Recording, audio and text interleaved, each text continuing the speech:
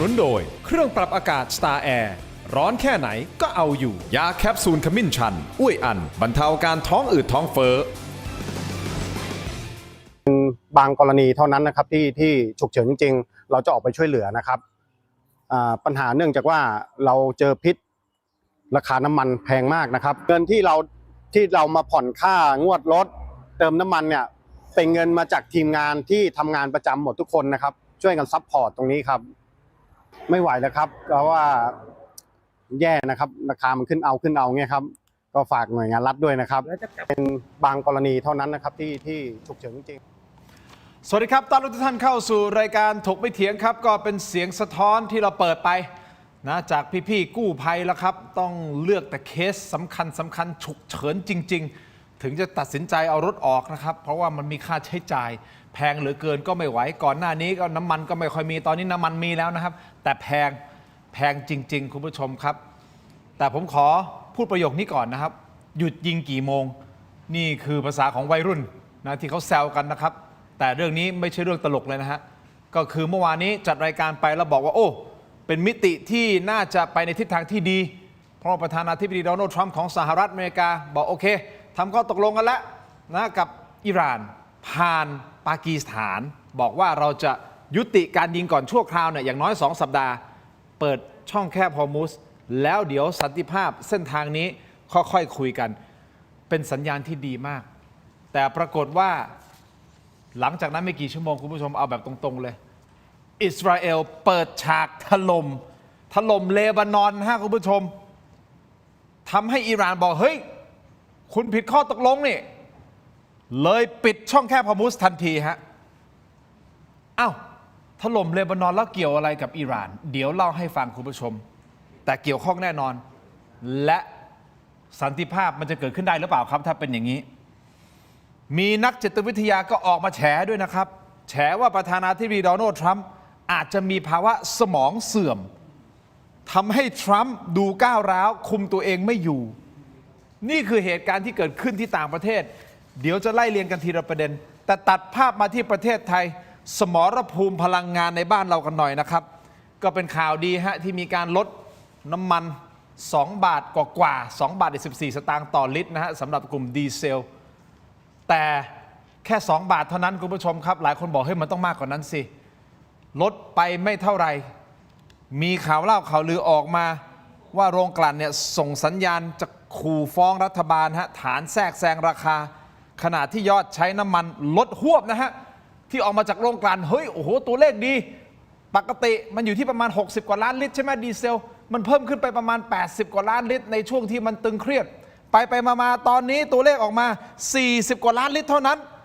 อุ้ยใช้ลดลงไปเยอะลดจนท่านนายกรัฐมนตรีเอ่ยปากขอบคุณประชาชนที่ช่วยกันประหยัดน้ำมันฮะแต่หลายคนก็นะฮะเดี๋ยวก่อนท่านนายกชมประชาชนว่าประหยัดน้ำมันเหรอแต่ยังไงเดี๋ยวเล่าให้ฟังปิดท้ายสีสันที่สภากันหน่อยครับเป็นภาพช็อตเด็ดฮะหลังจากที่ตึงเครียดหลังเลือกตั้งนะว่าตกลงจะร่วมรัฐบาลหรือไม่ร่วมรัฐบาลซึ่งชัดเจนไม่ร่วมรัฐบาลแล้วครับก็คือพรรคกล้าทำคุณร้อยเอกธรรมนัสพรหมเผ่านี่นายกเดินไปจับมือ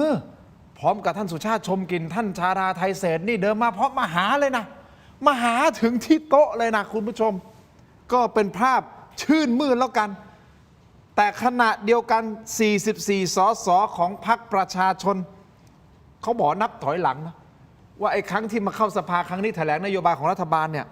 อาจจะเป็นการทิ้งทวนครั้งสุดท้ายหรือเปล่าของพวกเขาก่อนที่จะมีการออกคำสั่งออกมาจากศาลแล้วกันบอกว่าให้หยุดปฏิบัติหน้าที่หรือเปล่ายังไม่ทราบนะคุณผู้ชมเอาละถกไม่เถียงวันนี้ติดตามขอต้อนรับสุภาพสตรีท่านแรกก่อนกรรมการบริหารคณะก้าวหน้าคุณช่อ พนิกาวานิชครับสวัสดีครับคุณช่อครับสวัสดีค่ะส่วนซ้ายมือของผมนะครับคืออย่างนี้ผมต้องย้อนกลับไปนะว่าในรายการของเราเนี่ยน้อยครั้งมากหรือแทบจะไม่มีด้วยซ้ำนะฮะที่แขกรับเชิญจะมา2 วันติดมีเหตุผลคุณผู้ชมผมเชื่อคุณผู้ชมรู้กันใจแล้วอาจารย์พิเศษมหาวิทยาลัยธรรมศาสตร์วิชาการสื่อสารทางการเมืองอาจารย์วรนัยวณิชกะอาจารย์โก้ครับสวัสดีครับสวัสดีค่ะขอบคุณทั้ง2 ท่านที่ให้เกียรติรายการถกไม่เถียงนะครับเอาอย่างนี้เอาเรื่องของราคาน้ำมันก่อนไหมเอาแบบสั้นๆนิดนึงนะฮะ อย่างที่บอกไปมีการประกาศลดราคาขายปลีกกลุ่มดีเซลนะ2 บาท 14 สตางค์มีผลวันนี้ตั้งแต่ตี 5 ค่ะ อันนี้คืออาจจะเป็นผลพวงมาจากที่ท่านรัฐมนตรีว่าการกระทรวงพลังงาน บอกว่าค่าโรงกลั่นนะค่ากลั่นนะค่าการกลั่นของหน้าโรงกลั่นเนี่ยลดลง 2 บาท ก็มีผลทำให้น้ำมันลดลงนะครับดีเซลอยู่ที่ประมาณ 48 บาทกว่า48 บาท 40 สตางค์ดีเซล B7 นะส่วนดีเซล B20 นะอยู่ที่ประมาณ 43 บาท 40 สตางค์ส่วนกลุ่มน้ำมันเบนซินและแก๊สโซฮอล์ก็ยังคงราคาเดิมยังไม่เปลี่ยนแปลงคุณชอบเป็นไงฮะคุณก็ใช้รถใช้เหมือนกันนะมาสตูดิโอแล้วก็มี ใช้รถค่ะไม่ได้ อันนี้ใช้เบนซิน ไม่ได้นั่งช้างมา ขอบคุณมากครับแหมคุณไม่ได้มารายการเรา 2 เดือนกว่าๆเกือบ3 เดือนนี่คือมาแล้วทักทายแบบนี้เลย รายการนี้แทงได้ต้องแทงก่อน โอ้โหเป็นยังไงบ้างห่างหายกันมาโอเคไหมฮะช่วงนี้ ก็ ปิดวาจาเหมือนท่านนายกมาครับ ไม่ปิดนะคะ แต่ว่าไปทำรายการของตัวเองนะคะมีรายการ YouTube มีพอดแคสต์เป็นของตัวเอง แต่ว่าก็คือเราไม่อยากจะพูดพร่ำเพรื่อในเรื่องที่เราอาจจะไม่ได้มีความรู้มากนักนะแต่ว่าช่วงนี้เป็นช่วงที่เราอีกอย่างหนึ่งก่อนหน้านี้มันไม่ค่อยมีอะไรใหม่มากนักด้วยนะคะส่วนสถานการณ์ต่างประเทศเนี่ยก็พูดในรายการที่เป็นพอดแคสต์กับ YouTube ของตัวเอง แต่ว่าวัน2 วันนี้เนี่ยมันมีเรื่องที่ควรจะสามารถแสดงความคิดเห็นได้ในฐานะผู้สังเกตการทางการเมืองก็คือการอภิปรายนโยบายของรัฐบาลนะคะรวมไปถึงมาตรการการรับมือกับวิกฤตน้ำมัน ซึ่งก็พอดีกับสถานการณ์ในตะวันออกกลางเนี่ยมันมี development คือมันมีความเคลื่อนไหวที่มีนัยสำคัญที่จะกระทบต่อเรามากนะคะกลับมาตอบคำถามเราควรจะดีใจไหมที่น้ำมันลด 2.14 บาท ครับ ดิฉันตอบด้วยตัวเลขเลยค่ะว่าเราควรจะดีใจได้ยังไงในเมื่อค่าเฉลี่ยการกลั่นของปี 67 เนี่ย 2.35 บาท 2 บาทกว่า ปี 68 1.71 บาทนะคะ จนถึงเดือนกุมภาพันธ์ก่อนมีสงครามเนี่ย ค่าการกลั่นอยู่ที่ 2.09 บาท ค่าการกลั่นก่อนที่มันจะลดเนี่ย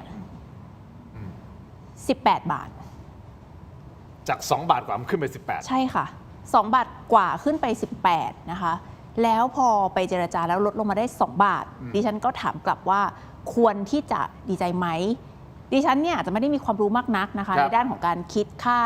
differential คืออะไรค่าส่วนต่างทางพลังงานแน่นอนมันมีค่าพรีเมียมสงครามมีอะไรต่างๆ แต่มันเป็นไปได้เหรอคะที่ค่าส่วนต่างสงครามเนี่ยมันขึ้นทำให้ค่าการกลั่นขึ้นจาก 2 บาท ต้นๆนะคะ 2.09 บาท ไปเป็น 18 บาทอะ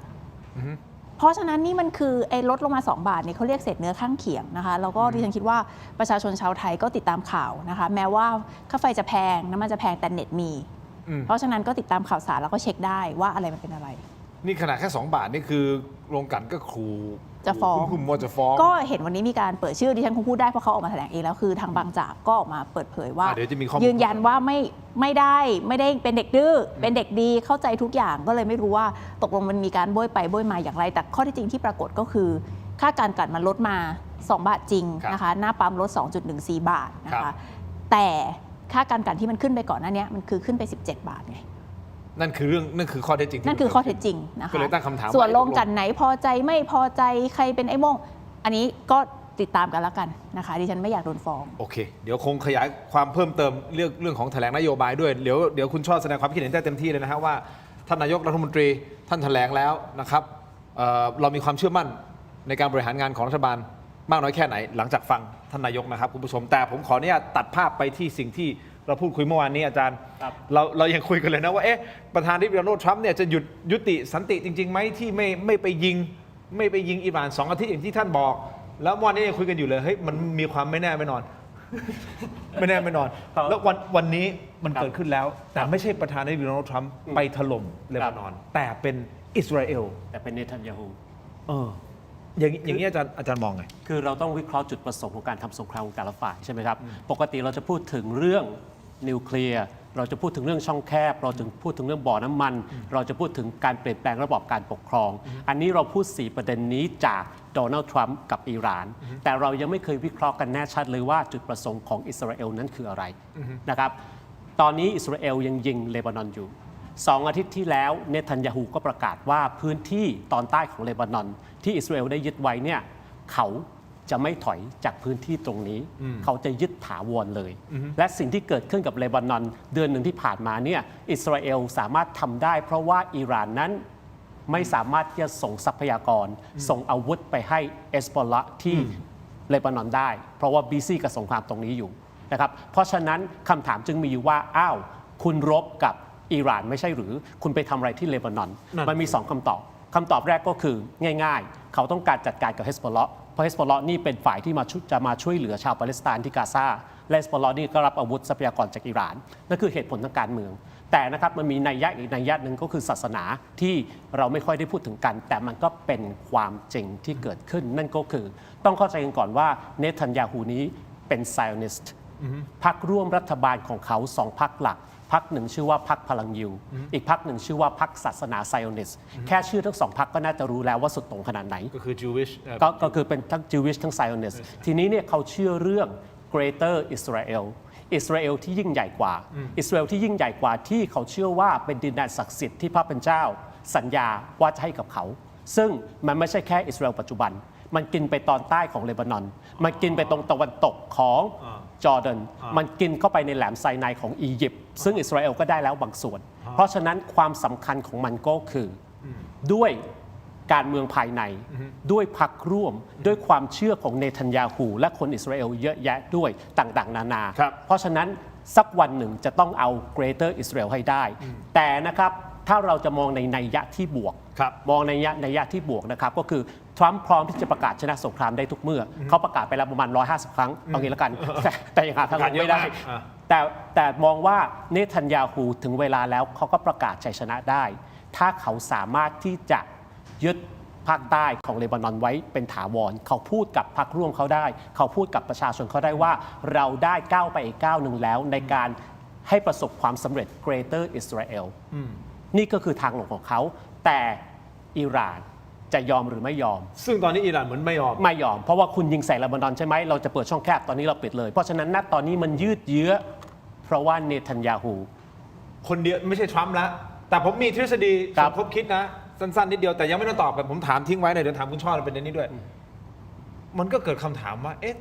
ทรัมป์กับเนตันยาฮูเขารู้กันหรือเปล่าหมายถึงว่าคนหนึ่งเล่นบทบาทหนึ่งไงเฮ้ยเราหยุดนะ แต่สุดท้ายให้เนตันยาฮูเป็นคนไปถล่มเลบานอนเพื่อที่จะเหมือนเป็นทางอ้อมอะทำให้อิหร่านโมโห ซึ่งตอนนี้อิหร่านปิดช่องแคบฮอร์มุสสถานการณ์น้ำมันของเราที่มันดีๆอยู่เนี่ยหมายถึงว่ามันกำลังจะดีเนาะ ยัง มันก็ไม่ดี ยัง มันกำลังจะดี อันนี้ ไม่ เดี๋ยว ใช่เหรอ ว่ายังต่อ ตอน ให้ แรกอะ วันนี้หยุดยิงไม่ล่มก็ยัง ใช่มันต้องใช้เวลา อาจจะยัง แต่มันก็เป็นสัญญาณที่ดีเนี่ยแต่พอมาเจออย่างนี้ปุ๊บไปไม่ถูกเลย แล้วไปดูความเสียหายนิดนึงนะคุณชอนนิดเดียวสั้นๆ ไปโจมตีแค่กรุงเบรุตเนี่ยมีคนเสียชีวิต90 กว่าคนนะฮะที่กรุงเบรุตนะฮะคุณผู้ชมครับแต่ทั้งหมดปฏิบัติการเขาใช้เวลาประมาณ10 นาทีนะอิสราเอลอะแล้วถล่มกันไปโอ้โหคุณผู้ชมครับลงระเบิดไม่รู้เป็น100 นัดเลยอะตึ้งทำให้มีผู้เสียชีวิตใน254 คนนะและยังมีคนที่ติดอยู่ซากปรักหักพังอีก ซึ่งยังไม่รู้อีกเท่าไหร่นะครับบาดเจ็บกันเป็นพันคนเลยนะฮะคุณผู้ชมครับ นี่คือบางช่วงบางตอนของเหตุการณ์ที่วุ่นวายที่เกิดขึ้นนะฮะเนี่ยทางด้านสหรัฐอิสราเอลก็บอกว่าเลบานอนไม่รวมอยู่ในข้อตกลงหยุดยิงไงอ้าวคุณช่อเดี๋ยวก่อนนะ รวม มันต้องรวมอยู่ในข้อตกลงหยุดยิงใช่ไหม Iran and its allies มันเขียนอยู่ในข้อตกลง Allies ก็คือ ใช่ พันธมิตร ใช่ แสดงว่าเลบานอนก็ต้องอยู่ ใช่ อ้าวแต่อิสราเอลกับสหรัฐบอกไม่ได้อยู่ กลับมาตั้งหลักแบบนี้นะคะ จริงๆ มันอาจจะเรียกได้ว่าเป็นเท่าไหร่ดี 72 ชั่วโมง ที่ผันผวนที่สุดในประวัติศาสตร์ การเมืองโลกยุคศตวรรษที่ 21 ก็ว่าได้นะคะ คือมันโรลเลอร์โคสเตอร์มาก ตั้งแต่ที่ว่าจะเลยเดดไลน์ซึ่งเดดไลน์ทุกคนก็สับสนมาก เพราะว่าทรัมป์เนี่ยเลื่อนเดดไลน์หลายรอบมากนะคะ 4-5-6 รอบ หลายรอบจนจับต้นชนปลายไม่ได้ แต่เป็นว่าสถานการณ์มันไม่ดีตอนที่ว่าอิหร่านปฏิเสธ จนกระทั่งถึงขั้นว่าปฏิเสธรอบสุดท้ายแล้วก็ตัด direct line ก็คือ direct communication ระหว่างอิหร่านกับสหรัฐทางการทูตตัดไปเลย แต่สุดท้ายแล้วเนี่ยหลังจากการประชุมคณะมนตรีความมั่นคงสหประชาชาติที่นิวยอร์กซึ่งบาห์เรนเนี่ยพยายามยื่นข้อมติ โดยที่ตอนแรกเหมือนจีนเนี่ยจะสนับสนุนปรากฏจีนก็หักกลางคัน ก็คือไม่ผ่านจีนก็วีโต้รัสเซียก็วีโต้ที่จะให้มีมติเปิดช่องแคบฮอร์มุสผ่านช่องทางของ UNSC ซึ่งเป็นกลไกสูงสุดและของเวทีประชาคมโลกพอมันไปพลิกตรงนั้นอีกเนี่ยทุกคนก็คิดว่าจบสิ้นแล้วไม่น่าจะมีอะไรเกิดขึ้นได้ปรากฏกลายเป็นว่าจีนไปวีโต้ในเวที UNSC แต่ก็มีการให้ข่าวอย่างไม่เป็นทางการว่าจีนเนี่ยเป็นคนไปล็อบบี้ โดยร่วมกับปากีสถานให้อิหร่านเนี่ยยอมรับข้อตกลง และสหรัฐยอมรับข้อตกลงไอ้ 10 point plan คือข้อเสนอ 10 ข้อของอิหร่าน มันก็นำมาซึ่งข่าวดีเมื่อวานนี้ที่เราก็ดีอกดีใจกันว่าสถานการณ์จะคลี่คลายนะคะแต่ว่าทุกคนก็พูดตรงกันหมดว่าสปอยเลอร์คือเวลาจะมีการเจรจาหยุดยิงเนี่ยมันจะมีสิ่งที่เรียกว่าสปอยเลอร์คือตัวที่มันจะล่มสัญญาหยุดยิงอ่ะจะเป็นตัวป่วนนั่นเองนะคะทุกคนก็ชี้ตรงกันหมดว่าทรัมป์ยอมเนทันยาฮูยอมหรือไม่ซึ่งเนทันยาฮูเนี่ยประกาศหลังจากทรัมป์แถลงไม่นานว่าเนทันยาฮูยินดีตามข้อเสนอของสหรัฐทุกอย่างยกเว้นจะไม่หยุดโจมตีเลบานอนคือพอพูดประโยคนี้ออกมาเนี่ยมันก็ชัดเจนแล้วว่าแนวโน้มล่มไปแล้ว 90%เพราะว่าถ้าคุณจะไม่หยุดโจมตีเลบานอนก็แปลว่ามันไม่ใช่การหยุดยิงมันก็ไม่จบอ่ะใช่ทีนี้เนี่ยอีกนิดนึงก็คือต่อให้ทุกอย่างเพอร์เฟกต์ไม่มีเนทันยาฮูมาโจมตีเลบานอนเนี่ยถามว่าทุกอย่างมันคลี่คลายไหมเราหวังจะให้มันคลี่คลายใจจะขาดอยู่แล้วเพราะเราก็จะขาดใจกันอยู่แล้วใช่ไหมในประเทศไทยแต่ดิฉันก็เตือนตั้งแต่วันที่เกิดการหยุดยิงแล้วว่าต่อให้หยุดยิงรอดแล้วก็เจรจา2 สัปดาห์ผ่านไปด้วยดีไม่ใช่ว่าน้ำมันหน้าปั๊มไทยจะถูกลงทันทีไม่ใช่ว่าเมล็ดพลาสติกจะหยุดวิกฤตไม่ใช่ว่าปุ๋ยจะหยุดวิกฤตไม่ใช่แน่ๆมันจะใช้เวลาอีกอย่างน้อยที่สุด 2-3 เดือนเพราะว่านี่คือ global supply chain มันคือระบบการขนส่งของโลกไม่ใช่ว่าคลายตรงนั้นปุ๊บเสร็จปุ๊บหน้าบ้านเรามันจะทันทีใช่ไหมคะมันก็ใช้เวลาเป็นแบบ 2-3 เดือนแต่ตอนนี้ก็กลับยิ่งแย่ไปกว่านั้นอีกว่าพอถึงเวลาไม่มีการทำตามข้อตกลงเนี่ยก็กลับมายิงกันต่อซึ่งจริงๆสถานการณ์มันร้ายแรงขึ้นมากเนื่องจากว่าเอาจริงๆอิสราเอลกับสหรัฐเริ่มก่อนก็คือเริ่มโจมตีพลเรือนตอนที่เขาจะตกลงจะไม่ตกลงหยุดยิงเนี่ยล็อตสุดท้ายเพื่อกดดันให้อิหร่านยอมเนี่ยเขาเริ่มโจมตีพลเรือนแล้วคือโจมตีมหาวิทยาลัยโจมตีสถานีรถไฟถ้าเราติดตามข่าวเราก็จะเห็นว่าเป้าหมายมันเริ่มเปลี่ยนจากฐานที่มั่นทางทหารซึ่งนั้นก็ชัวร์อยู่แล้วลบกันมันก็ต้องยิงฐานที่มั่นทางทหารแต่ตอนนี้มันเล่นคนประชาชนยิงบ่อ น้ำมันบ่อก๊าซใช่ไหมคะระลอกล่าสุดเนี่ยเริ่มมีการยิงประชาชนคนธรรมดาแล้วก็อย่างที่เกิดขึ้นในเลบานอนเนี่ยมันก็ชัดเจนว่าก็คุณถล่มกลางเมืองหลวงเขาอ่ะคนจะไม่ตายเยอะได้ไงก็เหมือนกับไม่อยากจะยกตัวอย่างไม่มีใครมาถล่มเมืองหลวงของประเทศใดมันก็เละเหมือนกันหมดนั่นแหละเพราะว่าคนมันหนาแน่นแสดงว่าสิ่งที่มันเกิดขึ้นอันนี้มันยกระดับอีกแล้วยกระดับเป็นอีกขั้นหนึ่งใช่ไหมแล้วมันจะลามไปถึงขนาดไหนและสิ่งที่มันน่ากลัวหลังจากนี้มันคืออะไรเดี๋ยวผมขออนุญาตพักสักครู่สั้นๆนิดเดียวนะครับปรากฏว่ามีนักจิตวิทยาแล้วก็เป็นอดีตอาจารย์ของมหาวิทยาลัยจอห์นฮอปกินส์เป็นชื่อดังของโลกนะออกมาบอกเลยนะบอกว่าประธานาธิบดีโดนัลด์ทรัมป์เนี่ยมีสภาวะสมองเสื่อมมาแบบเนี้ยทั้งสองท่านคิดเห็นอย่างไรในประเด็นนี้รวมถึงนักข่าวก็ไปถามท่านนายกรัฐมนตรีอนุทินชาญวีรกูลบอกเนี่ยทางโรงกลั่นขู่จะฟ้องรัฐบาลขู่จะฟ้องโรงกลั่นเขาจะขู่ฟ้องคุณนายกบอกว่าให้ไปถามท่านรัฐมนตรีเอกนัทไม่เกี่ยวกับผมหรือเปล่าผมไม่แน่ใจได้หรอไม่รู้ฮะทั้งสองท่านคิดเห็นอย่างไรพักสักครู่ครับช่วงหน้ากลับมาติดตามครับ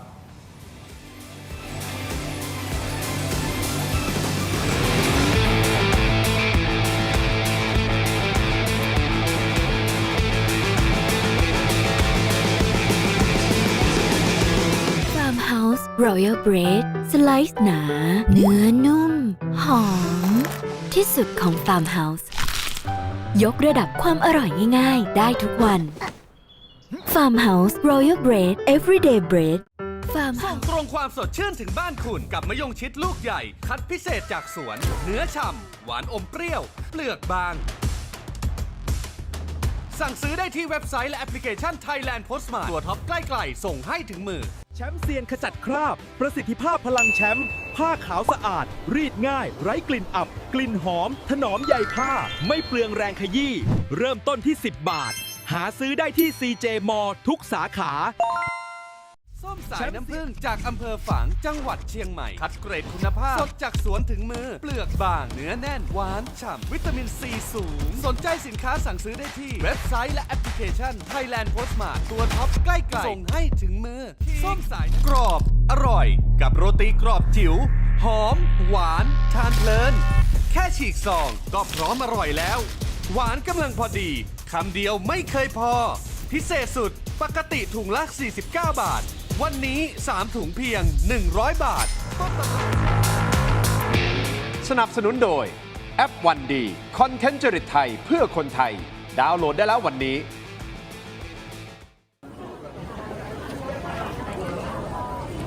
สวัสดีค่ะท่านนายกสวัสดีครับนายกสวัสดีครับ ท่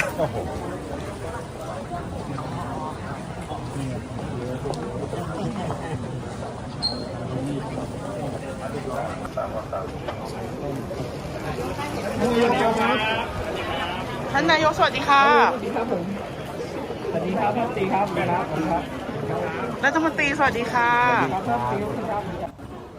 กลับมากันต่อนะครับรายการถกไม่เถียงยังอยู่กับอาจารย์โก้และคุณช่อพนิกานะฮะคุณผู้ชมครับไหนๆก็เปิดภาพท่านนายกรัฐมนตรีแล้วนะฮะก็จะเห็นนะฮะว่าท่านนายกปิดวาจาเป็นวันที่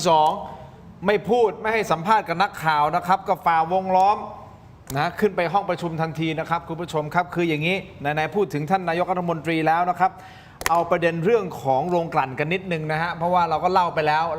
คุณผู้ชมที่ติดตามข่าวสารก็จะพอจะทราบดีนะครับว่าคุณเอกนัทพร้อมพันธ์ท่านรัฐมนตรีว่าการกระทรวงพลังงานก็มีการเรียกโรงกลั่นเข้ามาใช่ไหมมาพูดคุยเรื่องของการดูด้วยว่าเราจะช่วยประชาชนยังไงจะนะลดค่าการกลั่นเท่าไหร่อะไรยังไงนะท่านเอกนัทก็บอกว่ามีบางโรงให้ความร่วมมือมีบางโรงยึกยักมีบางโรงไม่มาคุยนี่คือไทม์ไลน์นะฮะนี่คือวันที่7นะครับที่มีการเรียก CEO โรงกลั่นทั้ง6แห่งเพราะเรามีโรงกลั่น6ที่ในประเทศไทย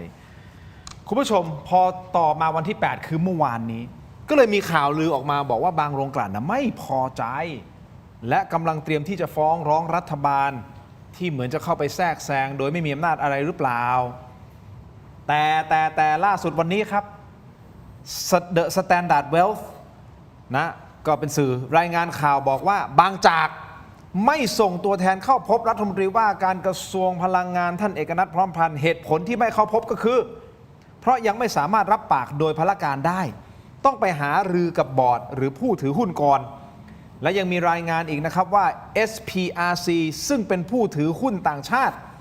ได้ส่ง CEO เข้าร่วมการเจรจากับคุณเอกนัทด้วยแต่ขณะนี้ทาง SPRC กำลังเตรียมเอกสารเพื่อที่ดำเนินการคัดค้านและอาจถึงขั้นฟ้องร้องรัฐนะครับเขาบอกว่าข่าวลือมักมาก่อนข่าวจริงอันนี้มันใช่แล้วนะถ้าตอนละข่าวลือมันเรื่องข่าวจริงหรือเปล่านะครับผลเสียถ้ารัฐแพ้คดีสมมุติเกิดมีการฟ้องร้องจริงๆเนี่ยใครจะรับผิดชอบอะครับ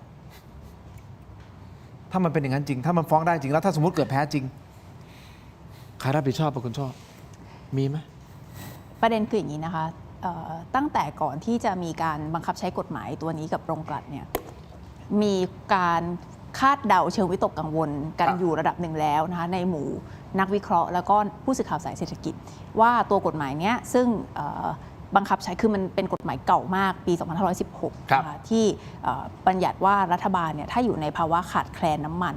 ย้ำโดยเงื่อนไขของมันก็คือเราจะใช้กฎหมายตัวนี้ได้ก็คือประเทศอยู่ในสภาวะขาดแคลนน้ำมันก็จะไปสามารถใช้กลไกนี้ในการบังคับกับโรงกลั่นได้ประเด็นก็คือก็มีการตั้งคำถามกันมาตั้งแต่แรกแล้วนะคะว่าอันเนี้ยมันจะใช้กฎหมายผิดหรือเปล่าคือเพราะว่ารัฐบาลเองเป็นคนบอกว่าน้ำมันพอนะคะมีถึงนั้นเท่านั้นเท่านี้แต่ว่าคุณกลับมาใช้กฎหมายนี้ซึ่งมันระบุชัดเจนว่าเงื่อนไขในการใช้อำนาจรัฐเนี่ยมันคือเมื่อน้ำมันขาดแคลนนะคะแล้วมันก็เนี่ยทำให้เกิดการเปิดช่องทางกฎหมายคือดิฉันไม่ใช่ศาลดิฉันไม่มีทางรู้หรอกว่าฟ้องกันไปแล้วจะแพ้หรือจะชนะแต่เอาเป็นว่าพูดได้ว่ามันเป็นเรื่องที่เขาก็กังวลกันมาแล้วว่าถ้ารัฐบาลใช้มาตรการนี้ผ่านกฎหมายตัวนี้จริงเนี่ยมันจะเกิดปัญหาเรื่องการฟ้องร้องแล้วก็ดูทรงแล้วก็จะเกิดการฟ้องร้องขึ้นจริงนะคะแต่ที่พูดไปทั้งหมดเนี่ยไม่ได้บอกว่ารัฐบาลไม่ควรบังคับใช้กับโรงกลั่นแต่ว่าต้องดูตามมาตราเรือไงว่าเวลาเราจะไปบังคับใช้คือคุณไปขอร้องเอกชนเนี่ยถ้าไปพูดจาขอร้องกันได้ด้วยดีมันก็ดีไปแต่โดยปกติเอกชนเขามีหน้าที่ทำกำไรเพราะฉะนั้นไปขอความร่วมมือเขาให้ลดกำไรเนี่ยมันก็เป็นเรื่องยากเพราะฉะนั้นมันก็จะมีมาตรการอะไรบางอย่างนะคะในการที่จะทำให้เอกชนเนี่ยให้ความร่วมมือแต่ว่าพอคุณเลือกใช้เครื่องมือผิดหรือไม่เดี๋ยวศาลจะเป็นผู้ตัดสินแต่ว่าการใช้เครื่องมือที่มันอาจจะมีช่องโหว่ให้เกิดการฟ้องกลับได้เนี่ยมันก็กลายเป็นความเสี่ยงที่ทำให้เรื่องมันยิ่งซับซ้อนขึ้นไปอีกก่อนที่จะไปที่อาจารย์โก้คุณผู้ชมครับวันนี้เวลา 10:30 นาทีนะครับอาจารย์โก้คุณช่อคุณผู้ชมที่สำนักงานใหญ่บริษัทบางจากคอร์ปอเรชั่นจำกัดมหาชนอันนี้ก็เป็นข่าวมาแล้วนะฮะก็คือคุณกลอยตาณถลางรองกรรมการผู้จัดการใหญ่งานบริหารความยั่งยืนและสื่อสารองค์กรได้ชี้แจงท่านก็บอกนะฮะปฏิเสธข่าวการเป็นเด็กดื้อใช่ไหมที่ไม่ยอมลดราคาการกลั่นตามรัฐบาล โดยให้เหตุผลว่าวันนั้นประธานเจ้าหน้าที่บริหารและกรรมการผู้จัดการใหญ่ วิ่งไปประชุมหลายที่อาจจะมีความสับสน แต่ขอยืนยันว่าพร้อมให้ความร่วมมือกับรัฐบาล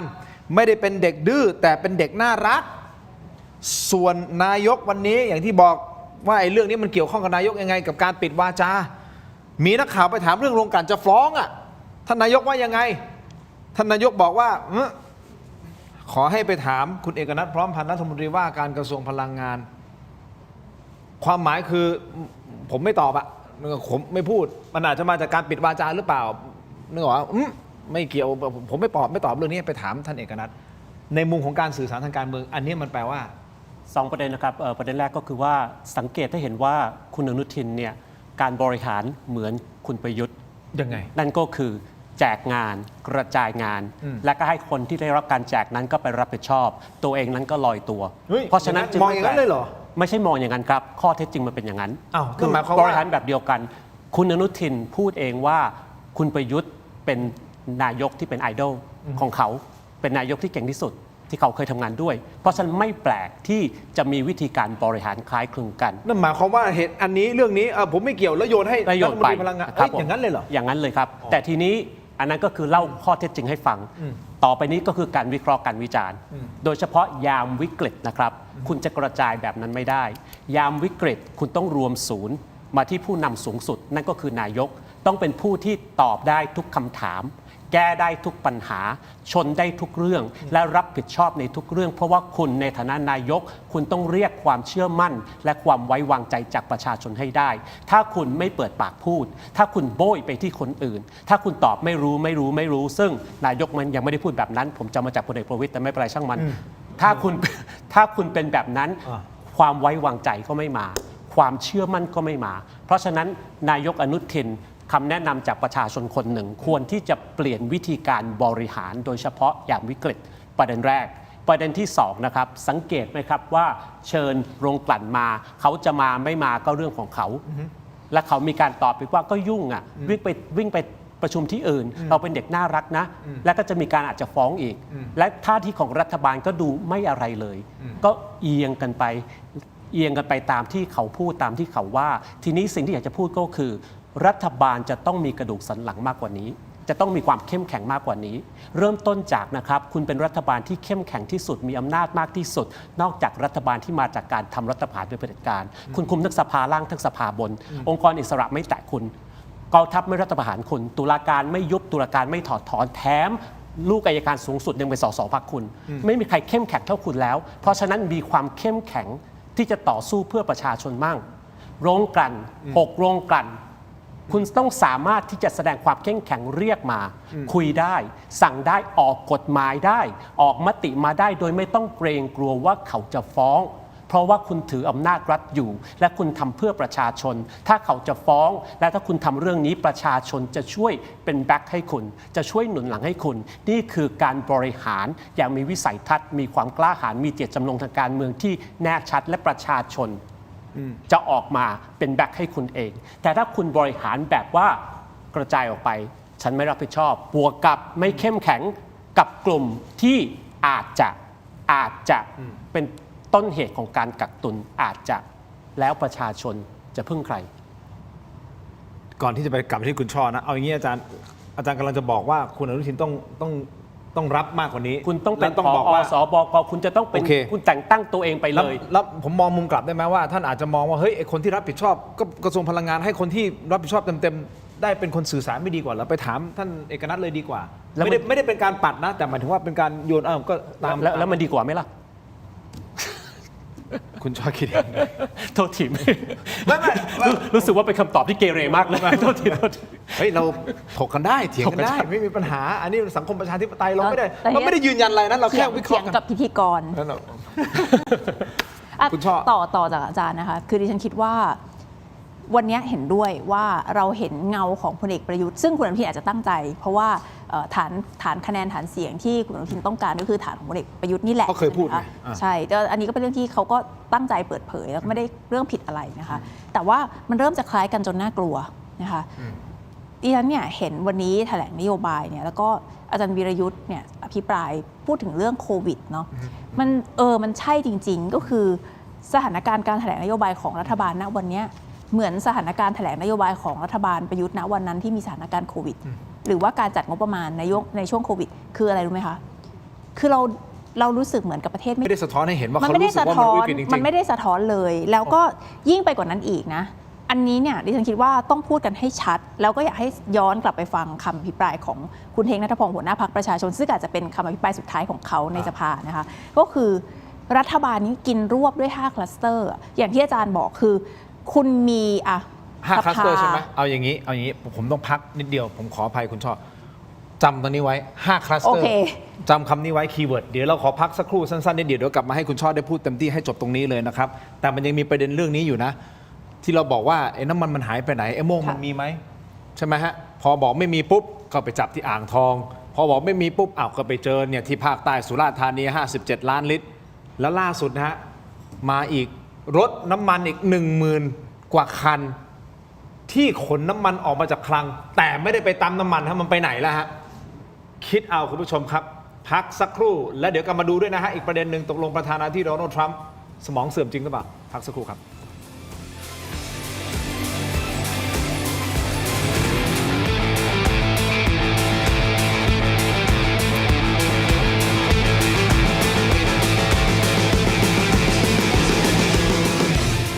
ครบรอบ 5 ปีถกไม่เถียงแฟนรายการตัวจริงห้ามพลาดกับบ็อกเซตสุดพรีเมียมคุ้มสุดๆเพียง799 บาทคุณจะได้รับไอเทม4 รายการ 1. เสื้อรุ่นประวัติศาสตร์ 2. ลายเซ็นจากผมถิ่นโชคกมลกิจ 3. ยาดมสมุนไพรอุ้ยอันโอสถรุ่น Limited Edition และ 4. สติกเกอร์เซ็ตสุดกวนเอาไปแปะให้สะใจสั่งซื้อด่วนวันนี้ส่งฟรีได้ร่วมทำบุญกับมูลนิธิบ้านพระพรรีบหยิบมือถือขึ้นมาสแกน QR Code บนหน้าจอตอนนี้ได้เลยช้าหมดอดแน่นอน น้องฝันดีเป็นกระต่ายน้อยที่รักการร้องเพลงเป็นชีวิตจิตใจ น้องฝันดีซ้อมร้องซ้อมเต้นทุกวันอย่างไม่เคยเหน็ดเหนื่อย แต่แล้วเรื่องไม่คาดฝันก็เกิดขึ้นก่อนวันแข่งเพียงวันเดียว ยามี ในขณะที่ความหวังกำลังจะหมดไปน้องฝันดีก็มองเห็นบางสิ่ง พี่คิดดีเราร้องเพลงไม่ได้แต่เรายังเต้นได้นี่นา และลำดับต่อไป ขอเชิญพบกับน้องฝันดีครับ น้องฝันดีจะทำอะไรน่ะเธอไม่ได้มาร้องเพลงหรอกหรอว้าวถึงจะร้องเพลงไม่ได้แต่น้องฝันดีก็เปลี่ยนวิกฤตให้เป็นการแสดงที่ยอดเยี่ยมพร้อมกับเพื่อนๆของเธอด้วยความคิดสร้างสรรค์อันน่าทึ่งทำให้น้องฝันดีได้รับรางวัลไปครองและที่สำคัญที่สุดเธอยังได้เรียนรู้บทเรียนอันมีค่าอีกด้วยเมื่อแผนหนึ่งไม่สำเร็จเราก็สร้างแผนใหม่ได้เสมอค่ะอย่ายอมแพ้นะครับ จำไว้นะคะเด็กๆทุกปัญหามีทางออกเสมอขอแค่เราไม่ยอมแพ้ดูนิทานย้อนหลังอ่านอีบุ๊กสนุกๆทำตารางเรียนออนไลน์ฟรีค้นพบโลกแห่งจินตนาการไร้สิ้นสุดได้ที่ herodigital.com/kidsfun แล้วเจอกันนะน้องฝันดีเป็นกระต่ายน้อยที่รักการร้องเพลงเป็นชีวิตจิตใจน้องฝันดีซ้อมร้องซ้อมเต้นทุกวันอย่างไม่เคยเหน็ดเหนื่อยแต่แล้วเรื่องไม่คาดฝันก็เกิดขึ้นก่อนวันแข่งเพียงวันเดียวยามี ในขณะที่ความหวังกำลังจะหมดไปสนับสนุนโดยยาท่าน้ำขาวหารคู่49 บาทฝาสีฟ้ามีตัวยาฟีนิลซาลิซิเลตไอเฮิร์บชูการ์ฟรีชุ่มคอมีสารสกัดสมุนไพร4 ชนิดด้วยครับกับคณะรัฐมนตรีชุดนี้นะครับที่ได้ปรากฏชื่อกันหมดแล้วนะฮะแต่รู้สึกว่าจะมีบรรดาลูกเทพและเด็กฝึกงานมากไปหน่อยนะครับท่านอนุทินท่านลืมคุณสุวชัยน้องชายผมไปได้ไงก็สามารถพูดได้ที่ท่านพูดอยู่นะว่ารวยแล้วรวยแล้วรวยอีกรวยไม่รู้ล่วงอีกรวยไม่รู้ล่วงรวยไม่ไหวแล้วอะไรต่างๆเหล่านี้นะครับในวันนี้ไม่มีใครประท้วงผมเลยขอบคุณมากๆนะครับขอบคุณครับด้วยครับกับ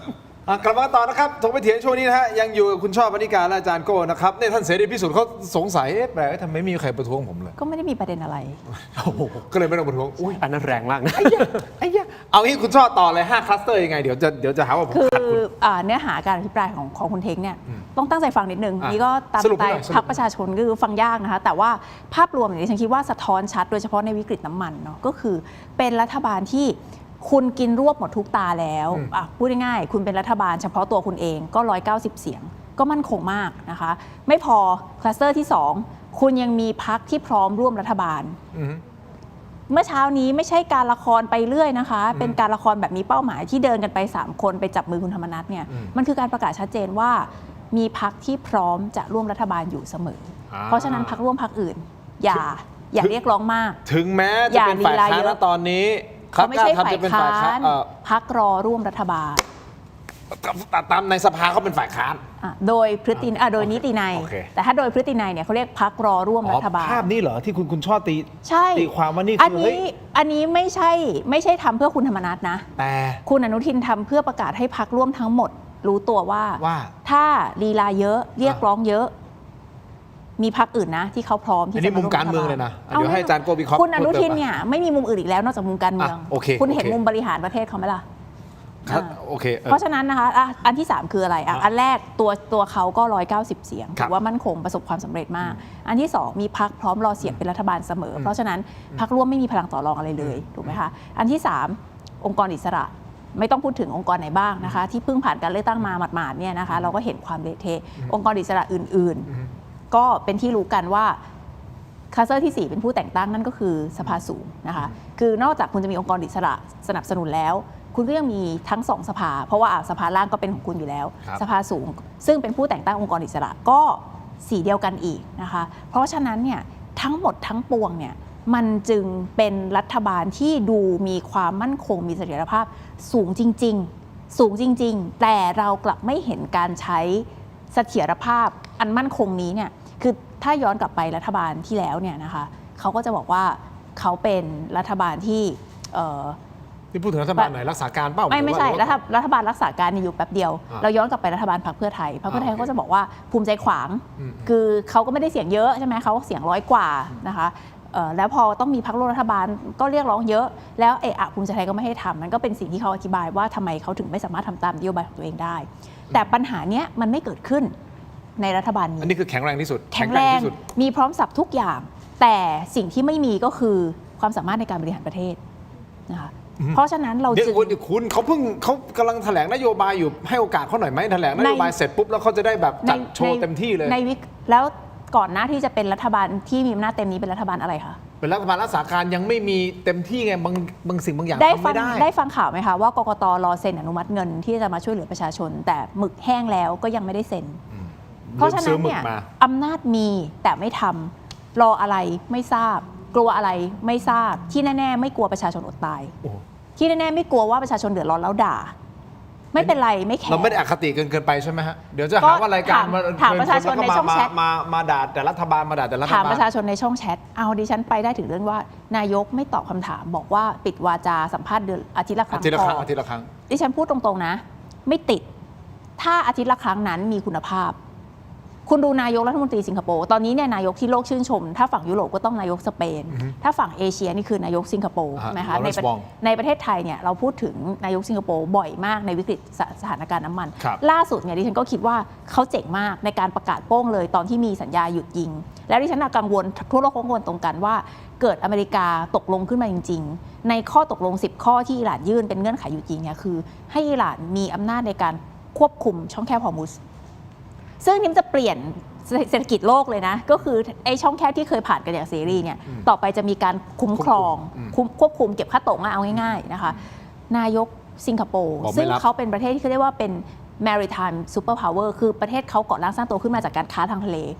เขาประกาศเลยบอกเขาไม่ยอมรับและเขาไม่เจรจาและเขาไม่จ่ายเงินให้ใครทั้งสิ้นคนที่ออกมาพูดรู้สึกเป็นรัฐมนตรีต่างประเทศแต่มันก็คือในนามของรัฐบาลก็คือรัฐบาลเขายืนยันหลักการซึ่งถูกต้องด้วยว่าหน้าน้ำนี้เป็นหน้าน้ำเสรีมันเคยเสรียังไงมันต้องเสรีอย่างนั้นเขาไม่เจรจาและเขาไม่จ่ายเงิน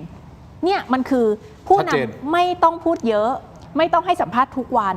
พูดน้อยๆแต่พูดหนักๆแต่มีคุณภาพประเด็นก็คือถ้านายกของเราบอกว่าจะให้สัมภาษณ์สัปดาห์ละครั้งมันมีคุณภาพไหมถ้ามันมีคุณภาพ เราก็จะเห็นว่ามันพอ รอติดตามเพราะเพิ่งปิดวาจามาได้ 2 วันแบบสั้นๆนิดเดียวคุณผู้ชมสแกน QR Code หน้าจอนะฮะไปที่ออนไลน์ตอนนี้รอกันเลยนะฮะแต่ตอนนี้อาจารย์โก้ ครับ มีคำถามหนึ่งผมอยากจะให้อาจารย์โก้วิเคราะห์นิดนึงในเรื่องของภาษาทางการเมืองที่เขาสื่อสารออกมาก็คือภาพที่คุณชอบบอกอะคุณอนุทิน คุณชาดา คุณสุชาติเดินมาหาแล้วจับมือร้อยเอกธรรมนัฐพรหมเผ่า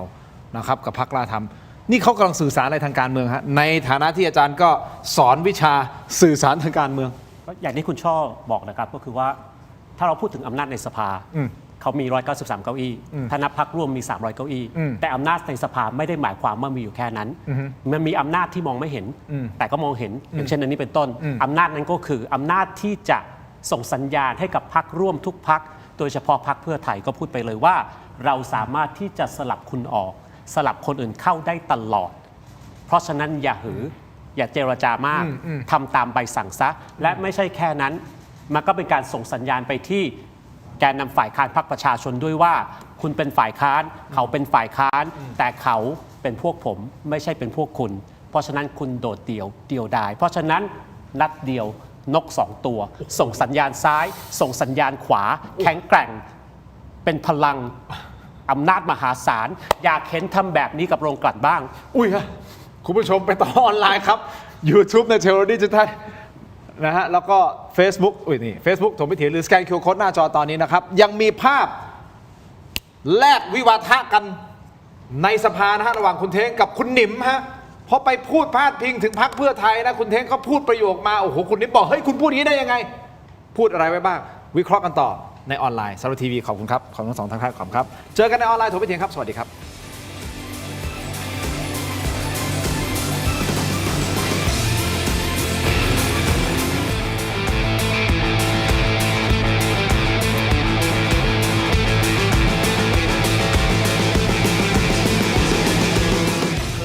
ชูการ์ฟรีชุ่มคอมีสารสกัดสมุนไพร 4 ชนิด I Herb You ชูการ์ฟรีด้วยนะ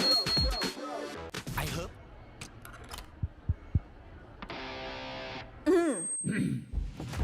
ไมบาซิน OTC รสส้มและรสมะนาว ยาอมบรรเทาอาการเจ็บคอ ช่วยระงับเชื้อในปากและลำคอ จากเกรเตอร์ฟาร์มาโปรดอ่านคำเตือนในฉลากก่อนใช้ยา I Herb You ชูการ์ฟรีชุ่มคอมีสารสกัดสมุนไพร 4 ชนิด I Herb You ชูการ์ฟรีด้วยนะเลือกสิ่งที่ใช่ ตอบโจทย์ชีวิตที่ชอบ Star Air Air Solar Hybrid ใช้พลังงานจากโซลาร์เซลล์และระบบอินเวอร์เตอร์ช่วยเซฟค่าไฟได้สูงสุดถึง 60% ให้ชีวิตง่ายและประหยัดมากยิ่งขึ้น เลือกสิ่ง ตอน ที่ น้ำท่ ใช่ วมหัดใหญ่ แล้วก็อย่างที่อาจารย์บอกนะเขาเป็นคนมอบงานจริง ตอนน้ำท่วมก็มอบคุณธรรมนัสใช่ไหมคะตอนฝุ่น PM 2.5 ล่าสุดมอบคุณสุชาติ คือนายกคือแจกงานเก่ง ซึ่งการแจกงานเก่งเนี่ยในแง่หนึ่งเราก็จะบอกว่านายกไม่ได้ต้องทำทุกอย่างมอบท่านพิพัฒน์ด้วยที่มาดูเรื่องน้ำมันไงมอบคุณพิพัฒน์มอบคุณเอกนิติดูน้ำมันเอาแล้วนายกบริหารการเมืองอยู่ ถ้ามองในมุมของ CEO ไม่จำเป็นต้องทำทุกเรื่องไง ใช่ CEO ก็คือเป็นคนที่จัดคนถูก ประเด็นคือ ถูกทางถูกที่ ประเด็นคือ Keyword จัดคนถูกไหม คีย์เวิร์ดคือยามวิกฤต crisis management ไม่ใช่เวลาที่จะมากระจายให้คนนู้นคนนี้คนนั้น crisis management leader ต้องปลุกแล้วก็จัดการเอง นั่นคือประเด็น บริหารสถานการณ์ในยามวิกฤตคุณผู้ชมฮะก็ใครที่เพิ่งเข้ามาหรือว่าดูรายการแล้วรู้สึกว่าเฮ้ยมันเป็นประโยชน์ว่าอยากจะแชร์ให้เพื่อนๆก็แชร์ให้หน่อยนะครับไปบอกเพื่อนๆหน่อยเข้ามาดูถกไม่เถียงวันนี้นะครับแล้วก็คอมเมนต์เข้ามาแล้วก็มีโหวตด้วยนะครับมีโหวตด้วยนะครับ วันนี้โหวตเรื่องอะไรคะ มีโหวตถามว่าคุณได้รับผลกระทบจากวิกฤตน้ำมันมากน้อยเพียงใด โอ้โหคำถาม ไม่ได้ถามว่าได้รับผลกระทบหรือยังนะมันผ่านตรงนั้นไปแล้วนั่นเลยเอามากน้อยเพียงใดกระทบมากกระทบปานกลางกระทบน้อย ค่าไฟสิ้นเดือนนี้เตรียมใจกันยังฮะค่าไฟเตรียมตัวเตรียมใจหลังจากนี้ตอนแรกเราก็มีความหวังนะเมื่อวานไอ้ที่เขาบอกว่าหยุดกันอะแล้วพอหยุดกันเสร็จเฮ้ยมันน่าจะมีจังหวะดีๆเนาะต่อให้หยุดจริงๆก็ยังอีกหนักค่ะไม่พี่ชอบใช่ไงแต่หยุดอย่างน้อยมันหยุดไอ้ยิงถูกป่ะมันก็ยังดีกว่ามันไม่หยุดใช่แต่ตอนนี้มันหนักกว่าเดิมอีกไปถล่มเลบานอนคนตาย200กว่าคนนี่คือแค่ที่เขานับได้นะ250กว่าคนนะพี่ชอบแล้ว250คนนี่คือประชาชนธรรมดาใช่พลเรือนเขาจัดลงใจกลางเมืองอะเบรุตอะของเลบานอนอะcapital city ใช่ไหมของ capital ของเลบานอน what the hell มันเหมือนสมมุติโทษนะ กรุงเทพเนี่ยปึ้งมาแล้ว ไม่กล้าพูดนะเมื่อกี้เราจะ มันโหดอะ ไม่กล้าพูมันก็คือลงเมืองหลวงไหนคนมันก็ต้องตายเยอะอยู่แล้วมันเป็นเมืองหลวง ใช่เพราะปกติเขาจะถล่มอะไรนะฐานที่มั่นที่เป็นกองทัพใช่ไหมที่เราจะไม่อย่างเวลาเราที่เรามีกับกัมพูชาเราก็ไม่ได้ไปถล่มพลเรือนใช่ไหมเราก็ฐานที่มั่นของทหาร คือบางทีเราต้องพิจารณาคำว่าก่อการร้ายใหม่ ไม่ใช่เพียงเพราะว่าคุณใส่ยูนิฟอร์ม และมีธงชาติถืออยู่ ไม่ได้หมายความว่าคุณไม่ใช่ผู้ก่อการร้าย อันนี้จริงๆต้องเข้าใจด้วยเมื่อกี้ก็เวลามันน้อยเลยไม่ได้พูดลงรายละเอียดเรื่องความสัมพันธ์ระหว่างประเทศเยอะว่าอิสราเอลเนี่ยเป็นสปอยเลอร์ในการหยุดยิงอยู่แล้วเพราะว่าเป้าหมายในการทำสงครามของสหรัฐกับอิสราเอลต่างกันทรัมป์เนี่ยในใจคิดว่า3 วันจบจริงๆเลยอย่างนี้นะคิดอย่างนั้นใช่ไหม ใช่ เห็นด้วย ทรัมป์เนี่ยในใจคิดว่า3 วันจบ โอเคเอาอย่างนี้ผมเข้ารายการเลยไหม เข้า จะได้วิเคราะห์กันเพิ่มเติมเพราะว่าเราพูดถึงประธานาธิบดีโดนัลด์ทรัมป์ว่าตกลงสมองเสื่อมหรือไม่นะ ไม่เสื่อมหรอก อย่าง ไม่ นี้ เสื่อมหรอกเทรดหุ้นเก่งเวอร์ อย่างนี้นะอาจารย์ปกติผมจะเข้าดาว5 4 3 2 เข้ารายการให้มาออนไลน์ อาจารย์เข้าให้ผมหน่อยมา5 4 3 2 โอเค 5 4 3 2 1 กลับมาช่วงออนไลน์ของถงพิเถียรนะคุณผู้ชมครับ ยังอยู่กัน2 ท่าน อันนี้แบ่งค่าตัวให้เขาด้วยนะ คือมา 2 วันซ้อนนี่คือรางวัลได้เขาดาวใช่ไหม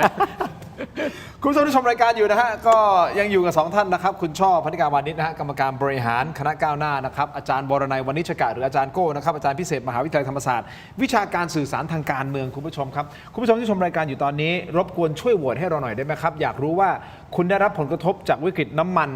มากน้อยเพียงใดไม่ใช่บอกว่าได้รับผลกระทบแล้วหรือยังนะคือมันกระทบหมดแล้วตอนนี้เอาเป็นว่าในมุมของคุณผมอยากรู้เหลือเกินว่ากระทบมากกระทบปานกลางกระทบน้อยขอให้คุณผู้ชมช่วยกันโหวตกันนิดนึงผมอยากรู้สะท้อนมาตอนนี้โหวตก็เข้ามา 4,000 กว่าโหวตแล้วนะครับเพิ่มงองูไหมโคตรกระทบเนี่ย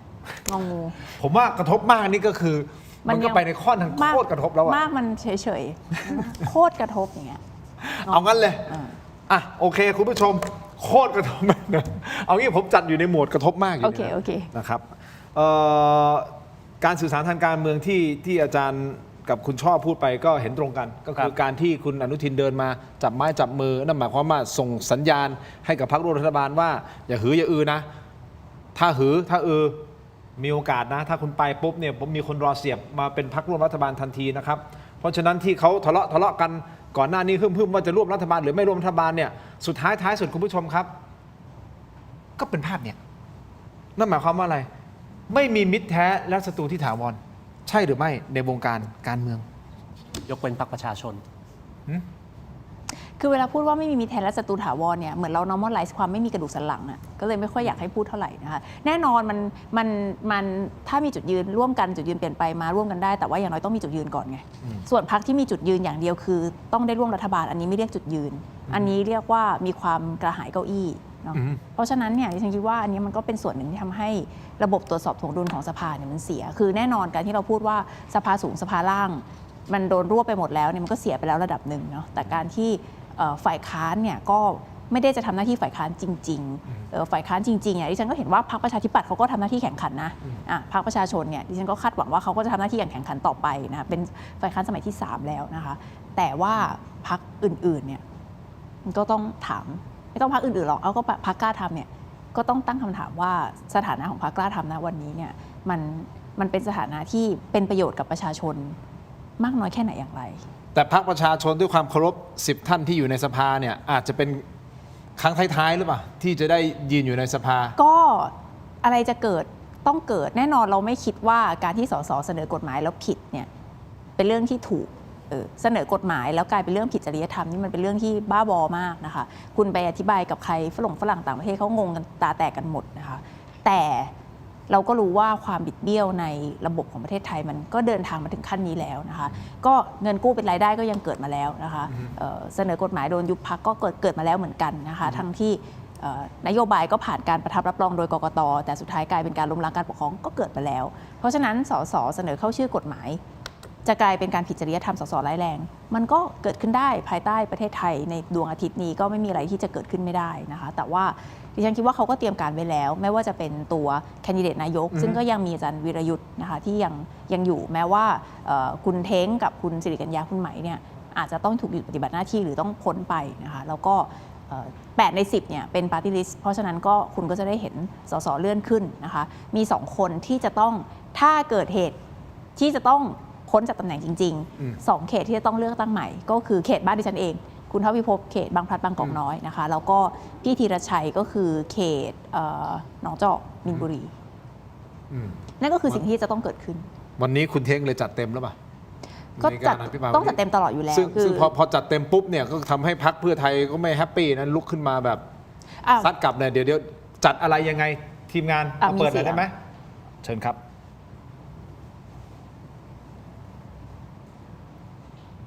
ที่2ที่เป็นดุลอำนาจในการค้ำจุนรัฐบาลชุดนี้คือใครนั่นก็คือพรรคการเมืองอันดับ2ครับที่ร่วมรัฐบาลอยู่ในขณะนี้ที่ผมบอกได้อย่างเต็มปากครับว่ายอมขายวิญญาณตัวเองเพราะไม่สามารถต่อรองอะไรเลยกับพรรคภูมิใจไทยได้กลุ่มท่านประธานที่เคารพผมจุลพันธ์อมรวิวัฒน์ท่านสมาชิกสภาผู้แทนราษฎรจังหวัดเชียงใหม่พรรคเพื่อไทยและเป็นหัวหน้าพรรคเพื่อไทยขออนุญาตใช้สิทธิพาดพิงครับครับอนุญาตครับด้วยความเคารพท่านผู้อภิปรายนะครับท่านหัวหน้าพรรคประชาชนผมก็ไม่ได้ไปรบกวนตอนที่ท่านอภิปรายนะครับแต่อย่างไรก็ตามเนี่ยในกระบวนการอภิปรายของท่านเนี่ยท่านมีการใช้คำซึ่งมีความชัดเจนว่าพูดถึงพรรคเพื่อไทยนะครับท่านใช้คำว่าพรรคอันดับ2เข้าร่วมรัฐบาลและขายวิญญาณนะครับซึ่งคำนี้เนี่ยผมอยากจะให้ท่านเนี่ยได้ถอนคำพูดนะครับเพราะว่าท่านเองก็ทราบดีครับกระบวนการเข้าร่วมรัฐบาลพรรคเพื่อไทยเป็นไปตามรัฐธรรมนูญเป็นไปตามกลไกของการเมืองระบอบรัฐสภาท่านประธานที่เคารพผมจุลพันธ์อมรวิวัฒน์คุณผู้ชมครับนี่เป็นบางช่วงบางตอนของเหตุการณ์ที่เกิดขึ้นผมเล่าอย่างนี้กันสรุปนะฮะเพื่อคุณผู้ชมได้รับทราบว่ามันเกิดอะไรขึ้นนะครับในระหว่างการอภิปรายนโยบายของรัฐบาลคุณณัฐพงษ์เรืองปัญญาวุฒิซึ่งท่านเป็นหัวหน้าพรรคฝ่ายค้านนะครับหัวหน้าพรรคประชาชนนี่นะฮะวิเคราะห์โครงสร้างอำนาจของรัฐบาล5 คลัสเตอร์กลุ่มอำนาจที่คุณช่ออธิบายเล่าไปแล้วนะครับเอาสั้นๆแต่มันมีคลัสเตอร์ที่2เนี่ยไปพาดพิงถึงพรรคการเมืองอันดับ2ของพรรคร่วมรัฐบาลเอาพูดตรงๆอ่ะคุณหนิมยืนขึ้นมาอย่างนี้ก็คือหมายความว่าพรรคเพื่อไทยแหละว่ายอมขายวิญญาณเพื่อเข้าร่วมรัฐบาลจนสูญเสียอำนาจต่อรองกับพรรคภูมิใจไทยทำให้คุณจุลพันธ์อมรวิวัฒน์ลุกขึ้นประท้วงทันทีโดยชี้ว่าเป็นการเสียดสีและใส่ร้ายป้ายสีตามข้อบังคับของการประชุมข้อที่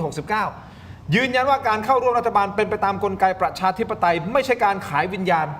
ด้วยเหตุนี้ฮะประธานสภาก็คือคุณโสพลสาลัมนะคุณโสพลสาลัมท่านจึงวินิจฉัยแล้วบอกว่าเป็นคำที่มันรุนแรงและเป็นการกล่าวหาก็เลยขอให้ถอนคำพูดซึ่งคุณณัฐพงษ์ถอนนะฮะก็ไม่ได้ดื้ออะไรนะฮะก็ถอนแล้วก็แก้ไขจากคำว่าขายวิญญาณเป็นคำว่าละทิ้งจุดยืนเดิมเพื่อให้การประชุมเดินหน้าต่อไปได้อาจารย์โก้สื่อสารทางการเมืองประโยคเดียวประท้วงกันนานมากเลยนะประท้วงกันนานมากเมื่อเช้าที่ฉันดูอยู่เดี๋ยวไปดูตรงนี้นะฮะบทสรุปว่าตกลงยังไงไปแล้วพวกเราไม่ได้มีปัญหาอะไรกับการชี้แจงแต่ขออนุญาตประท้วงครับถ้ามีการเริ่มมั่วซั่วกันไปหมดแล้วครับขอให้ถอนคำพูดแทบจะทุกคำพูดเนี่ยผมคิดว่าสภาแห่งนี้เดินต่อไม่ได้ฮะท่านประธานครับผมประท้วงครับด้วยความกรุณานะครับท่านประธานขอให้ท่านประธานวินิจฉัยให้ดีเพื่อให้มันเป็นบรรทัดฐานในการทำหน้าที่ท่านประธานครับผมขออนุญาตใช้สิทธิ์เดี๋ยวท่านจุลพันธ์ฟังท่านผู้ประท้วงผมจะได้ผมขออนุญาตใช้สิทธิ์ประท้วงครับท่านประธานประท้วงผู้ประท้วงใช่ไหมครับท่านประธานครับผมขอประท้วงตามข้อบังคับการประชุมข้อที่69สมาชิกที่อยู่ในห้องแล้วก็ลุกขึ้นมาพูด2-3 ท่านก็พูดชัดเจนว่าที่ทำอยู่คือการใส่ร้ายข้อบังคับการประชุมข้อที่69วรรค2อ่านให้ดีๆท่านประธานยึดข้อบังคับการประชุมให้แม่นครับไม่งั้นเราจะเดินต่อไม่ได้ผมได้วินิจฉัยตั้งแต่เบื้องต้นแล้วนะครับคำพูดที่ไม่เหมาะสมผมก็ขอให้เปลี่ยนให้ยกเลิกคำนี้นะครับก็ขอบคุณท่านประธานครับพร้อมดำเนินตามคำวินิจฉัยของท่านประธานก็ขอเปลี่ยนเป็นคำว่าละทิ้งจุดยืนเดิมครับท่านประธานครับผมอยากให้การประชุมเดินหน้าต่อได้ครับคือจะใช้วิธีตอดเล็กตอดน้อยอย่างนี้ตามสะดวกครับศักดิ์ศรีของพรรคท่านพอแล้วครับคุณภาพของพรรคท่านเดินตามนั้นได้จุลพันธ์ครับพอแล้วยอมครับพอแล้วครับผมให้พอแล้วครับแล้วพวกเราไม่ได้มีพอแล้วครับพอมาถึงทีมงานพอแล้วครับทางเราได้แล้วค่ะพอละเสียเวลาไม่ผมเอากลางๆไม่ถามคุณชอบผมถามอาจารย์โก้ดีกว่าไอ้ทั้งหมดเนี่ยที่มันวุ่นวายขนาดนี้มันมาจากประโยคเดียวเลยนะมาจากประโยคเดียวขายวิญญาณไม่เห็นผมไม่เห็นว่าทำไมจะต้องวุ่นวายประโยคนี้มันไม่ใช่ใหม่นะครับไอ้ขายวิญญาณนี่เหรอไม่ข้อกล่าวหาของหัวหน้าเท้งเป็นข้อกล่าวหาที่เกิดขึ้นตั้งแต่ปี 2023 แล้ว ผมตอบไม่ได้ว่าจริงหรือไม่จริง เรื่องขายวิญญาณ เรื่องลัทธิจู่ยืน ตั้งแต่หลังเลือกตั้งครั้งนั้นแล้ว มันเก่า 3 ปีแล้วครับ มันไม่ใช่เพิ่งเกิดขึ้น มันของเก่า มันของเก่าแล้วครับ ก็แค่ ไม่ใช่เพิ่งเกิดขึ้น เอาของเก่ามาพูด ใหม่ นะที่พูดถูกพูดผิดผมไม่ทราบนะ แต่ว่ามันเป็นของเก่าแล้ว มันไม่เห็นจะเป็นประเด็นอะไรเลย ไม่น่าจะเป็นประเด็นอะไร มันเป็นของเก่าแล้ว ขายวิญญาณกับละทิ้งจุดยืนเดิมอันไหนมันหนักกว่ากันถ้าในมุมของการสื่อสารการเมืองอะ คำว่าขายมันหนักกว่าคำว่าขายมันหนักกว่า แต่ก็เอาเถอะ ไม่คอมเมนต์อะไรใช่ไหมจบนะพอไม่คอมเมนต์แล้วกันค่ะ เราไปเรื่องที่มีสาระมีเรื่องที่มีสาระดีกว่า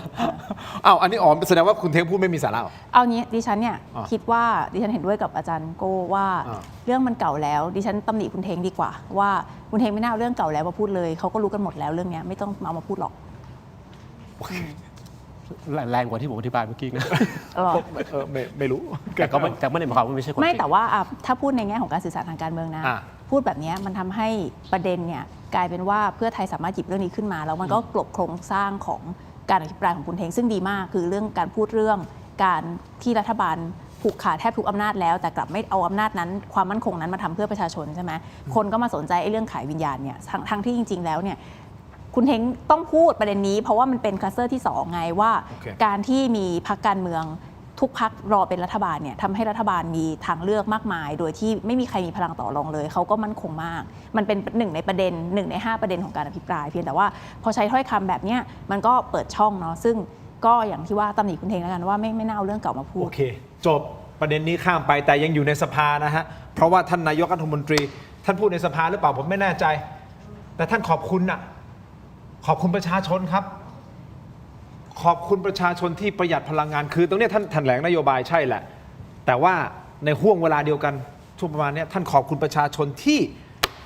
ประหยัดน้ำมันกันฮะเรื่องนี้มันเกิดขึ้นได้ยังไงคุณดานุชาพิชยนันท์เลขาธิการสภาพัฒน์ท่านให้ข้อมูลหลังเข้าพบคุณอนุทินว่าจากเดิมที่เคยใช้น้ำมันเฉลี่ย82 ล้านลิตรต่อวัน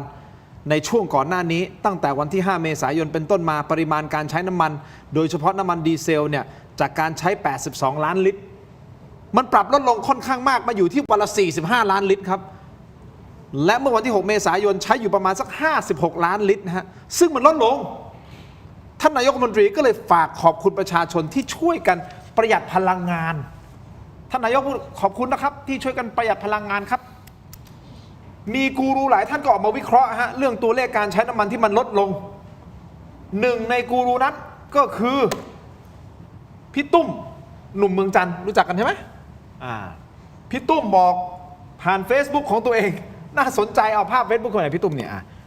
บอกไงรู้ไหมฮะโพสต์ยาวแต่สรุปบางช่วงบางตอนสำคัญแล้วกันพี่ตุ้มโพสต์บอกว่าผมอ่านข่าวแล้วอยากรู้จริงๆว่าท่านนายกรัฐมนตรีและเลขาสภาพัฒน์ไม่รู้สึกกับตัวเลขนี้เลยเหรอตัวเลขการที่ใช้น้ำมันลดต่ำลงขนาดนี้อาจจะมาจากน้ำมันเก่าหรือเปล่าที่มีคนกักตุนไว้ปล่อยออกตลาดหลังน้ำมันขึ้นราคาหรือเปล่าคนใช้น้ำมันเหมือนเดิมหรือลดลงเล็กน้อยแต่ที่ตัวเลขการใช้น้ำมันใหม่ต่ำลงเพราะคนที่กักตุนปล่อยน้ำมันเก่าเข้าตลาดนะฮะคุณช่ออันนี้เป็นประโยชน์ไหมเรื่องนี้เป็นประโยชน์ใช่ไหมเป็นประโยชน์โอเคเราวิเคราะห์เรื่องนี้ที่เป็นประโยชน์กับชื่อช่วงรู้ทันรัฐบาลโอ้โหตั้งชื่อช่วงให้เลยชื่อช่วงโอเคผมเราจะอธิบายให้คุณผู้ชมฟังแบบในฉบับของคุณช่อก่อนเดี๋ยวผมเสริมแล้วกันความหมายที่พี่ตุ้มกำลังพูดมันคืออะไรที่เขาพูดง่ายๆก็คือน้ำมันที่มันไปไหนไม่รู้มันไหลกลับเข้ามาระบบเอาแบบประโยคเดียวจบนะน้ำมันที่รัฐบาลต้องขึ้นราคาน้ำมันพรวดพลาดที่6 บาททีหนึ่งแล้วก็ 3.5 จำได้ไหมจับดานนรกของเราที่อยู่ดีๆมันก็ขึ้นไปเป็น10 บาทเลยเนี่ยทะลุ50 บาทไปเนี่ยมันก็เป็นเพราะ2 ปัจจัย1ก็คือกองทุนน้ำมันใกล้เต็มเพดาน2ก็คือรัฐบาลรู้อยู่แล้วว่าปัญหาหลักณตอนนั้นเนี่ยคือน้ำมันไหลออกประเทศเพื่อนบ้านแล้วไม่รู้จัดการยังไงเพราะว่าเกรงใจกันคือมันเห็นหน้ากันแล้วก็แบบจะจัดการยังไงดีอย่างเงี้ยมันก็เลยต้องใช้กลไกราคาในการจัดการน้ำมันจะหยุดไหลออกประเทศเพื่อนบ้านก็ต่อเมื่อราคาน้ำมันเรากับเพื่อนบ้านมันใกล้เคียงกันถูกปะคือถ้ามันราคาน้ำมันใกล้กันมันก็ไม่รู้จะค้าน้ำมันเถื่อนไปทำไมเพราะว่ากำไรมันไม่พอมาจิ้นไม่ถึงเพราะฉะนั้นเนี่ยก็เลยขึ้นพรวดซึ่งวิธีการแบบนี้มันแก้ปัญหาน้ำมันเถื่อนออกนอกประเทศได้จริงแต่ผู้รับผลกระทบโดยตรงคือประชาชนตาดำๆที่โอ้โหเรียกว่า หายใจไม่ออกกันเลย คือน้ำมันขึ้น3วัน7 บาท8 บาทเกือบ10 บาทอะไรแบบนี้นะคะแล้วอีกส่วนหนึ่งก็คือน้ำมันที่กักตุนเอาไว้ก่อนหน้านี้เนี่ยเพื่อรอเวลาที่น้ำมันมันแพงอ่ะมันไหลกลับเข้ามาแล้วไงประเด็นก็คือประชาชนเนี่ยมันมีใครคะที่ผ่านมาขับรถเล่นกินลมมีไหมอยู่ดีๆก็รู้สึกว่าอยากขับรถไปเชียงใหม่เล่นๆแล้วก็ขับกลับมากรุงเทพมันไม่มีทุกคนเขาใช้น้ำมันตามที่เขาจะต้องใช้อยู่แล้วรถขยะรถพยาบาลนะคะอะไรอะรถขนส่งมวลชนต่างๆใช่ไหมคะรถบรรทุกเขาก็ต้องวิ่งรถขนผักเขาก็ต้องขนผักใช่ไหมคะมันไม่มีใครที่จะประหยัดไปได้มากมายอะไรนักหรอกเพราะว่ารัฐบาลเองก็ไม่ได้มีมาตรการอะไรเพื่อส่งเสริมให้คนใช้ขนส่งมวลชนเหมือนที่ประเทศอื่นเขาทำกันที่เขาให้ขึ้นขนส่งมวลชนฟรีเพราะฉะนั้นเนี่ยประชาชนก็ใช้เท่าที่จำเป็นแล้วน้ำมันแพงเขาก็ประหยัดกันโดยธรรมชาติอยู่แล้วแต่ตัวเลขมันไม่ได้มีนัยสำคัญที่จะทำให้น้ำมันขึ้นหรือลงเป็น20-30 ล้านลิตรหรือ40-50 ล้านลิตรหรอกสุดท้ายแล้วเนี่ยปัญหาไอ้โม่งเนี่ยมันจะเป็นแบบนี้ไหมมันจะเกิดขึ้นตั้งอยู่ระดับไปโดยที่ไม่ได้คำตอบอะไรให้กับประชาชนเลยดิฉันกลัวแบบนี้แต่ท่านนายกแต่ดิฉันยังจำได้นะว่านายกบอกว่ารู้ตัวไอ้โม่งแล้วแต่ขออุบไว้ก่อนเดี๋ยวไหวตัวทันเหมือนละครอ่ะเหมือนแบบละครช่องวันละครแต่ในช่องวันช่องวันนะได้อยู่นะไม่ผิดช่องฮะ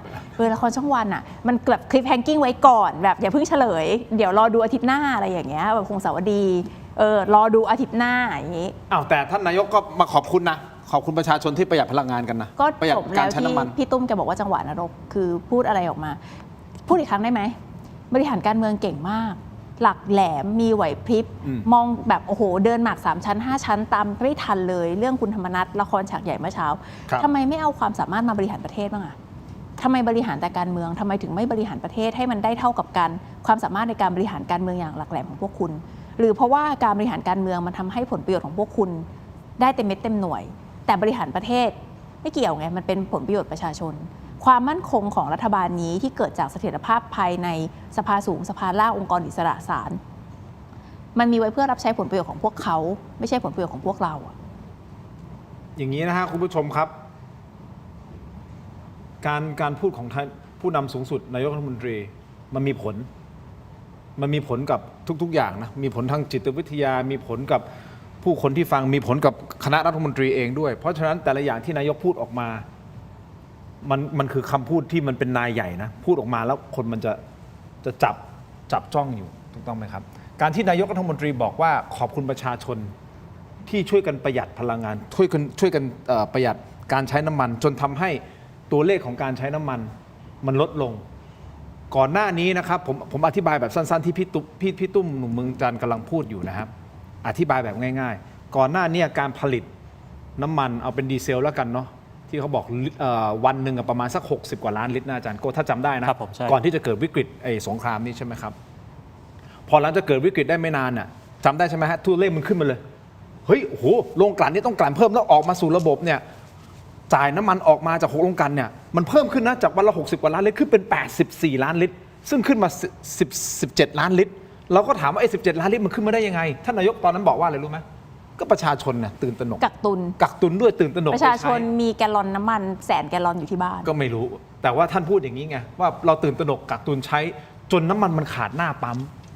แต่พวกเราสื่อเองทุกคนก็ตั้งข้อสงสัยให้ประชาชนมันใช้ได้ขนาดนั้นเลยเหรอมันมีใครกักตุนหรือเปล่าซึ่งตอนแรกเขายืนยันบอกไม่มีใช่ไหมแล้วท่านพิพัฒน์ก็บอกมีไอ้โม่งไว้เดี๋ยวจะจับมาแก้ผ้าอะไรไอ้โม่งมันอยู่ไหนปรากฏยังไม่ได้แก้ผ้าเลยก็ยังไม่ได้คำตอบอยู่ดีสุดท้ายมีการจับได้ว่าเฮ้ยนี่ไงลงถังน้ำมันเบลเลอร์ที่เป็น300,000 กว่าลิตรที่อ่างทองตึ้งมีรถบรรทุกน้ำมันที่มันต่อแถวกันอยู่มีน้ำมันอยู่ในเรือไปถ่ายนอกอ่าวนึกออกไหมครับไอ้พวกนี้มันคือการกักแล้วล่าสุดที่ไปจับใช่ไหมทาง DSI บอกเนี่ยขบวนการที่ไปส่งน้ำมันที่สุราษฎร์เนี่ยหายไปจากระบบเนี่ย57 ล้านลิตรนั่นหมายความว่ามันมีการกักตุนจริงไงเพราะฉะนั้นวันนี้ท่านนายกบอกว่าขอบคุณประชาชนที่เราช่วยกันประหยัดพลังงานเพราะอะไรเพราะว่าจาก60 กว่าล้านลิตรขึ้นมา80 กว่าล้านลิตรตอนนี้ทางสภาพัฒน์ออกเฮ้ยตัวเลขมันดีขึ้นนะจาก80 กว่าล้านลิตรเนี่ยตัวเลขมันเหลือแค่40 กว่าล้านลิตรเท่านั้นเองที่ออกมาจากโรงกลั่นเข้าสู่ระบบนั่นหมายความว่าอะไรออกมาน้อยลงแสดงว่าประชาชนประหยัดมากขึ้นแต่ในความจริงคุณผู้ชมต้องคิดนะครับว่าจาก80 กว่าลงมา40 กว่านั่นหมายความว่าอะไรน้ำมันใหม่ที่มันออกมาแค่40 กว่านะฮะ แต่ประชาชนใช้จริงๆอ่ะถ้าเฉลี่ยต่อวันอ่ะมันอยู่ที่ประมาณ60 กว่าล้านลิตรอยู่แล้วนะฮะนั่นหมายความว่าไอ้20 กว่าล้านลิตรที่มันหายไปอ่ะมันไปไหนก็คือมันเป็นการปล่อยน้ำมันเก่าที่พวกที่มันกักไงปล่อยเข้าไปอยู่ในตลาดไงมันคือตัวเลขเนี่ยที่พี่ตุ้มพูดเขียนอย่างนี้เลยผมพยายามจะอธิบายให้เข้าใจได้ง่ายที่สุดคือแบบนี้เพราะว่าน้องๆบางคนในทีมงานของผมก็ยังสงสัยอยู่ว่ามันคืออะไรน้องจูเข้าใจป่ะ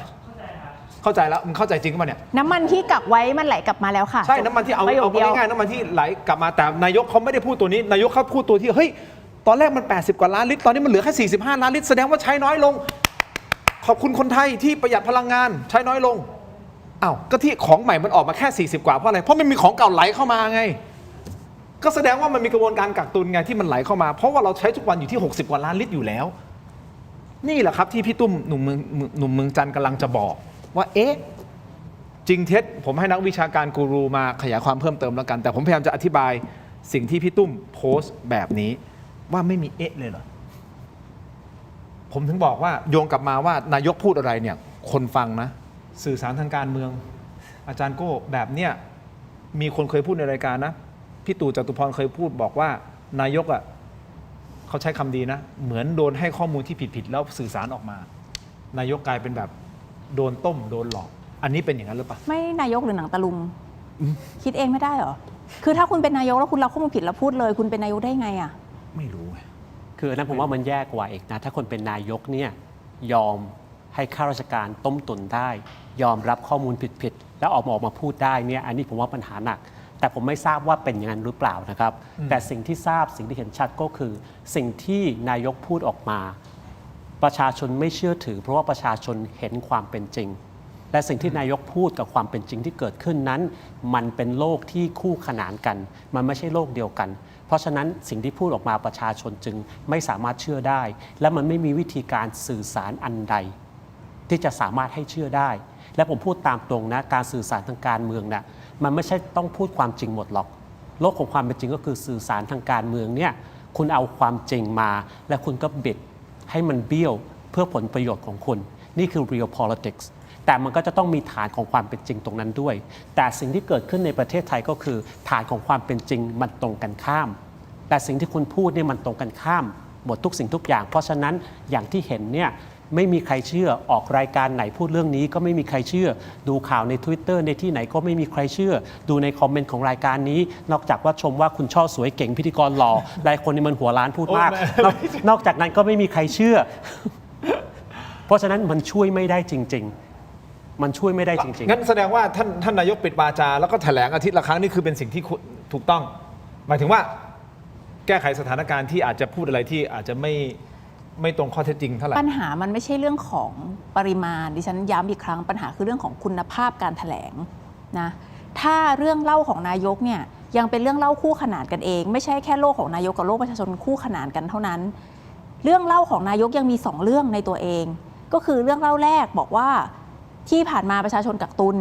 ขอให้ประชาชนอยู่ตื่นตระหนกเดี๋ยวทุกอย่างจะดีขึ้นเองเสร็จแล้วก็ขอบคุณประชาชนที่ช่วยกันประหยัดตอนนี้สถานการณ์ดีขึ้นแล้วกองทุนน้ำมันเราเงินออกแค่วันละ1,000-2,000 ล้านเองสถานการณ์ดีมากนี่คือเรื่องเล่าที่1เรื่องเล่าที่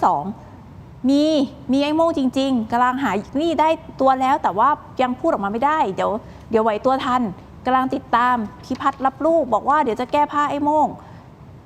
ถึงเวลาตกลงเรื่องเล่าเนี่ยมันเป็นเรื่องเล่าที่ว่าที่ผ่านมาน้ำมันหายเพราะประชาชนกักตุนหรือน้ำมันหายเพราะไอ้โม่ง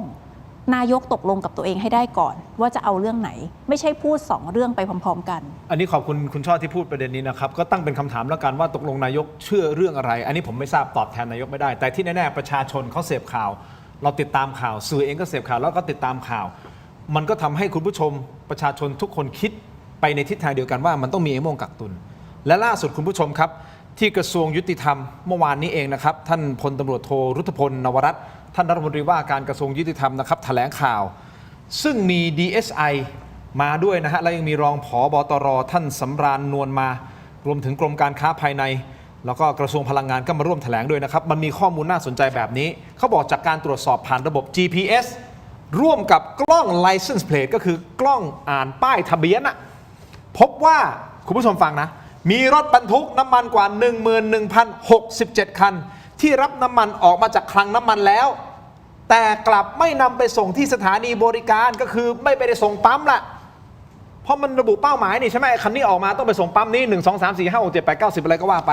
แต่มันไม่ไปส่งตามเป้าหมายที่ระบุเอาไว้ซึ่งท่านรุตพลบอกว่าอันเนี้ยมันส่อเจตนาว่าน้ำมันจำนวนมหาศาลนี้ถูกนำไปเก็บไว้ที่อื่นเพื่อรอขายในช่วงราคาขึ้นใช่ไหมสรุปง่ายๆออกเป็นพื้นที่ดังนี้นะครับอุดรธานีขอนแก่นนี่รถรับน้ำมันจากคลังไม่ยอมไปส่งที่ปั๊มตามพิกัดแต่แอบนำไปถ่ายเทให้รถเล็กข้างทางเพื่อนำไปขายเก็งกำไรดู 11,000 กว่าคันนี่คือที่อุดรธานีกับขอนแก่นคุณผู้ชมคุณช่ออาจารย์โก้ต่อระยองครับเป็นกรณีรถรับน้ำมันจากคลังแล้วไม่เข้าปั๊มครับโดยอ้างว่าปั๊มปลายทางยกเลิกการจดทะเบียนไปแล้วเอ้าแล้วไม่รู้ก่อนเหรอวะไม่รู้ก่อนเหรอว่าเขายกเลิกการจดทะเบียนไปแล้วไอ้ปั๊มอะแล้วจะขับออกจากคลังไปปั๊มทำไมตั้งแต่ตอนแรกอันนี้คือที่ระยองนะครับมาฟังดูตลกไหมตลกนะคือปั๊มหนึ่งอ่ะเขาไม่น่าจะสั่งน้ำมัน2 ปีครั้งป่ะปั๊มหนึ่งเขาก็ต้องสั่งน้ำมันเรื่อยๆถ้าเขาไม่ได้จดทะเบียนมานานแล้วหรือเลิกไปมันก็ต้องรู้ก่อนหน้านี้ไหมอะต่อนะนี่ระยองนะนี่ภาพนี้เป็นแฟ้มภาพนะคุณผู้ชมครับนี่ยังไม่ได้เกี่ยวข้องกับเนื้อข่าวโดยตรงแต่เป็นแฟ้มภาพให้เห็นว่ารถน้ำมันแบบเนี้ยคันแบบเนี้ยที่ปทุมธานีครับจากการตรวจคลังน้ำมันกว่า92แห่งฟังนะฮะ92แห่งคลังน้ำมันที่ปทุมธานีพบความผิดปกติที่คลังในจังหวัดปทุมธานีซึ่งมีการใช้กระแสไฟฟ้าพุ่งสูงผิดปกติถึง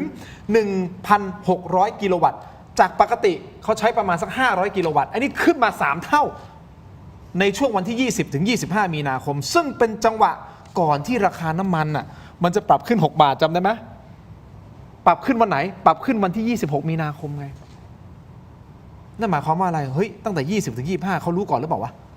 เพราะอะไรฮะการส่งน้ำมันผ่านท่อต่างๆคุณผู้ชมมันต้องใช้เครื่องจักรขนาดใหญ่ซึ่งเครื่องจักรขนาดใหญ่เวลามันดันน้ำมันมันใช้พลังงานนะฮะมันใช้ไฟนะฮะเพราะฉะนั้นเนี่ยจากประมาณปกติเฉลี่ย500 กิโลวัตต์เขาล่อไป 1,600 วัตต์ในช่วงสั้นๆเนี่ยทำให้อนุมานได้ว่าอ้าวแสดงว่ามันมีการกักแล้วเปล่าวะมีการเอาไปตุนก่อนเปล่าวะใช่ไหมพี่ช่ออาจารย์โก้นี่คือที่ปทุมธานีผมขออีกหน่อยแล้วกันสมุทรสาครหน่อยแล้วกันไปพบปั๊มน้ำมันจำนวนมากระบุว่าน้ำมันเมิดแล้วไม่มีน้ำมันหมดอันนี้สมุทรสาครนะไม่ใช่สมุทรสาครใช่พอดีติดอีสานหน่อยโอเคแล้วปิดให้บริการไปแต่จากข้อมูล GPS ครับท่านรุตพลบอกว่ามีการวิ่งส่งน้ำมันอยู่แต่รถส่งน้ำมันเนี่ยไม่ได้ไปส่งที่ปั๊มฮะเขาบอกว่าปิดปั๊มนะเนี่ยปั๊มปิดน้ำมันหมดไม่มีเฮ้ยแต่ GPS ของรถน้ำมันมันส่งอยู่นะแต่ส่งมันไม่ได้ไปส่งที่ปั๊มอาจารย์ไอ้ปั๊มที่มันปิดป้ายบอกว่าน้ำมันหมดอาจจะจริงก็บอกไอ้รถน้ำมันไม่มาส่งไงมันไปส่งที่ไหนล่ะครับนี่คือคำถามที่เกิดขึ้นนอกเหนือจากคำถามแล้วสิ่งที่เล่ามาเนี่ยตัวเลขสิ่งที่เกิดขึ้นรถ 11,000 คันที่ไปไม่ถึงสิ่งเหล่านี้มันคือข้อเท็จจริงใช่มันไม่ใช่มุมมองมันไม่ใช่ความคิดเห็นถูกครับมันไม่ใช่บทวิเคราะห์มันคือข้อเท็จจริงมันคือ reality มันคือ fact เขาเรียกว่าหลักฐานค่ะมันคือ evidence มันคือหลักฐานขอบคุณมากครับมันคือหลักฐานแต่มันเป็นสิ่งที่ไม่ว่าจะเป็นนายกหรือรัฐมนตรีท่านใดไม่ได้แตะต้องไม่ได้พูดถึงไม่ได้มีท่าทีว่าจะจัดการยังไงและนี่ก็คือเหตุและผลที่ประชาชนไม่ได้ให้ความเชื่อมั่นไม่ได้ให้ความไว้วางใจเพราะว่าคุณไม่ได้ชนปัญหาให้ถูกจุดคุณมานั่งแต่ขอบคุณที่ประชาชนอาจจะใช้น้อยลงจนเหลือ45 ล้านลิตรต่อวันไม่ผมยังยืนยันนะผมยังเชื่อนะคุณช่ออันนี้45 ล้านลิตรนี่คือน้ำมันที่มันออกจากโรงกลั่นของมันคือน้ำมันใหม่ถูกไหมที่มันถูกส่งออกจากโรงกลั่นแล้วไปคลังไปอะไรอันนี้คือใหม่แต่ละวันมันออกมาใหม่ถูกไหมฮะแต่การใช้ของประชาชนผมเชื่อว่ามันไม่ได้ลดลงมาหรอกมันก็ยังใช้อยู่เนี่ยประมาณเนี่ยลดลงบ้างใช่แต่มันไม่ใช่ลดลงจาก60 กว่าล้านลิตรลงมาเหลือ45 ล้านลิตรมันไม่ใช่มันอาจจะอย่างที่บอกทุกอย่างมันเป็นของจำเป็นรถขยะเขาก็ต้องเก็บขยะแล้วรถพยาบาลเขาต้องวิ่งถูกมันอาจจะประหยัดกันนิดนึงอาจจะลดการใช้นิดเดียว แต่มันไม่ถึงขนาดว่าจาก60กว่าล้านลิตรเฉลี่ยต่อวัน60กว่าล้านลิตรแล้วลดลงมาเหลือ45ล้านลิตรมันเป็นไปได้ยังไงหรือจาก80กว่าล้านลิตรแล้วลดมา45ล้านลิตรมันเป็นไปไม่ได้เพราะมันมีน้ำมันเก่ามันออกมาแล้วไงน้ำมันใหม่ก็นึกออกป่ะเฮ้ยยังไม่ต้องส่งบวกกับน้ำมันไม่รั่วออกคือสองปัจจัยนี้ผสมกันก็คือน้ำมันเก่าที่กักไว้ไหลออกมาแล้วเพราะว่าได้เวลาขายน้ำมันแพงแล้วก็น้ำมันที่รั่วออกนอกประเทศเนี่ยเลิกรั่วแล้วเพราะว่าราคาเรากับที่มาเลเนี่ยมันใกล้เคียงกันแล้วถูกครับอันนี้คือผมวิเคราะห์จากสิ่งที่พี่ตุ้มหนุ่มเมืองจันทร์วิเคราะห์เอาไว้นะแล้วที่ผมอธิบายให้คุณผู้ชมได้ทราบนิดเดียวสั้นๆนิดเดียวคุณผู้ชมคุณชอบอาจารย์โก้ผมขอเนี่ยนิดนึงไอ้รถน้ำมันที่เขาขนส่งน้ำมันคันหนึ่งไม่ได้ประมาณเท่าไหร่20,000 ลิตรป่ะเช็คให้ผมหน่อย70,000ไหม20,000หรือ6หรือ40,000แล้วแต่ขนาดนะเอาขนาดกลางๆจะมีหลายขนาดเอาขนาดกลางๆเอาขนาดกลางๆหาให้ผมหน่อยนะว่าคันหนึ่งมันกี่ลิตรสมมติคันละ20,000 ลิตรนะอาจารย์โก้พี่ชอบแล้วผมเอาเครื่องคิดเลขกดเลยนะเมื่อกี้กี่คันนะ 11,000 คัน 11,000 กับอีก67 11,000 กับอีก67 คันโอเคคุณผู้ชมขออนุญาตนิดเดียว200,000221 ล้านพี่จ๋าผมเอากลางๆนะสมมติรถน้ำมันคันหนึ่งครับผมมันสามารถเติมได้ประมาณ 20,000 ลิตรแล้วคูณ 11,600 ใช่ป่าววะโทษทีต้อง67 คันขออภัยเอาถูกแล้ว67 คันเนี่ยมันได้221 ล้านลิตร221 ล้านลิตร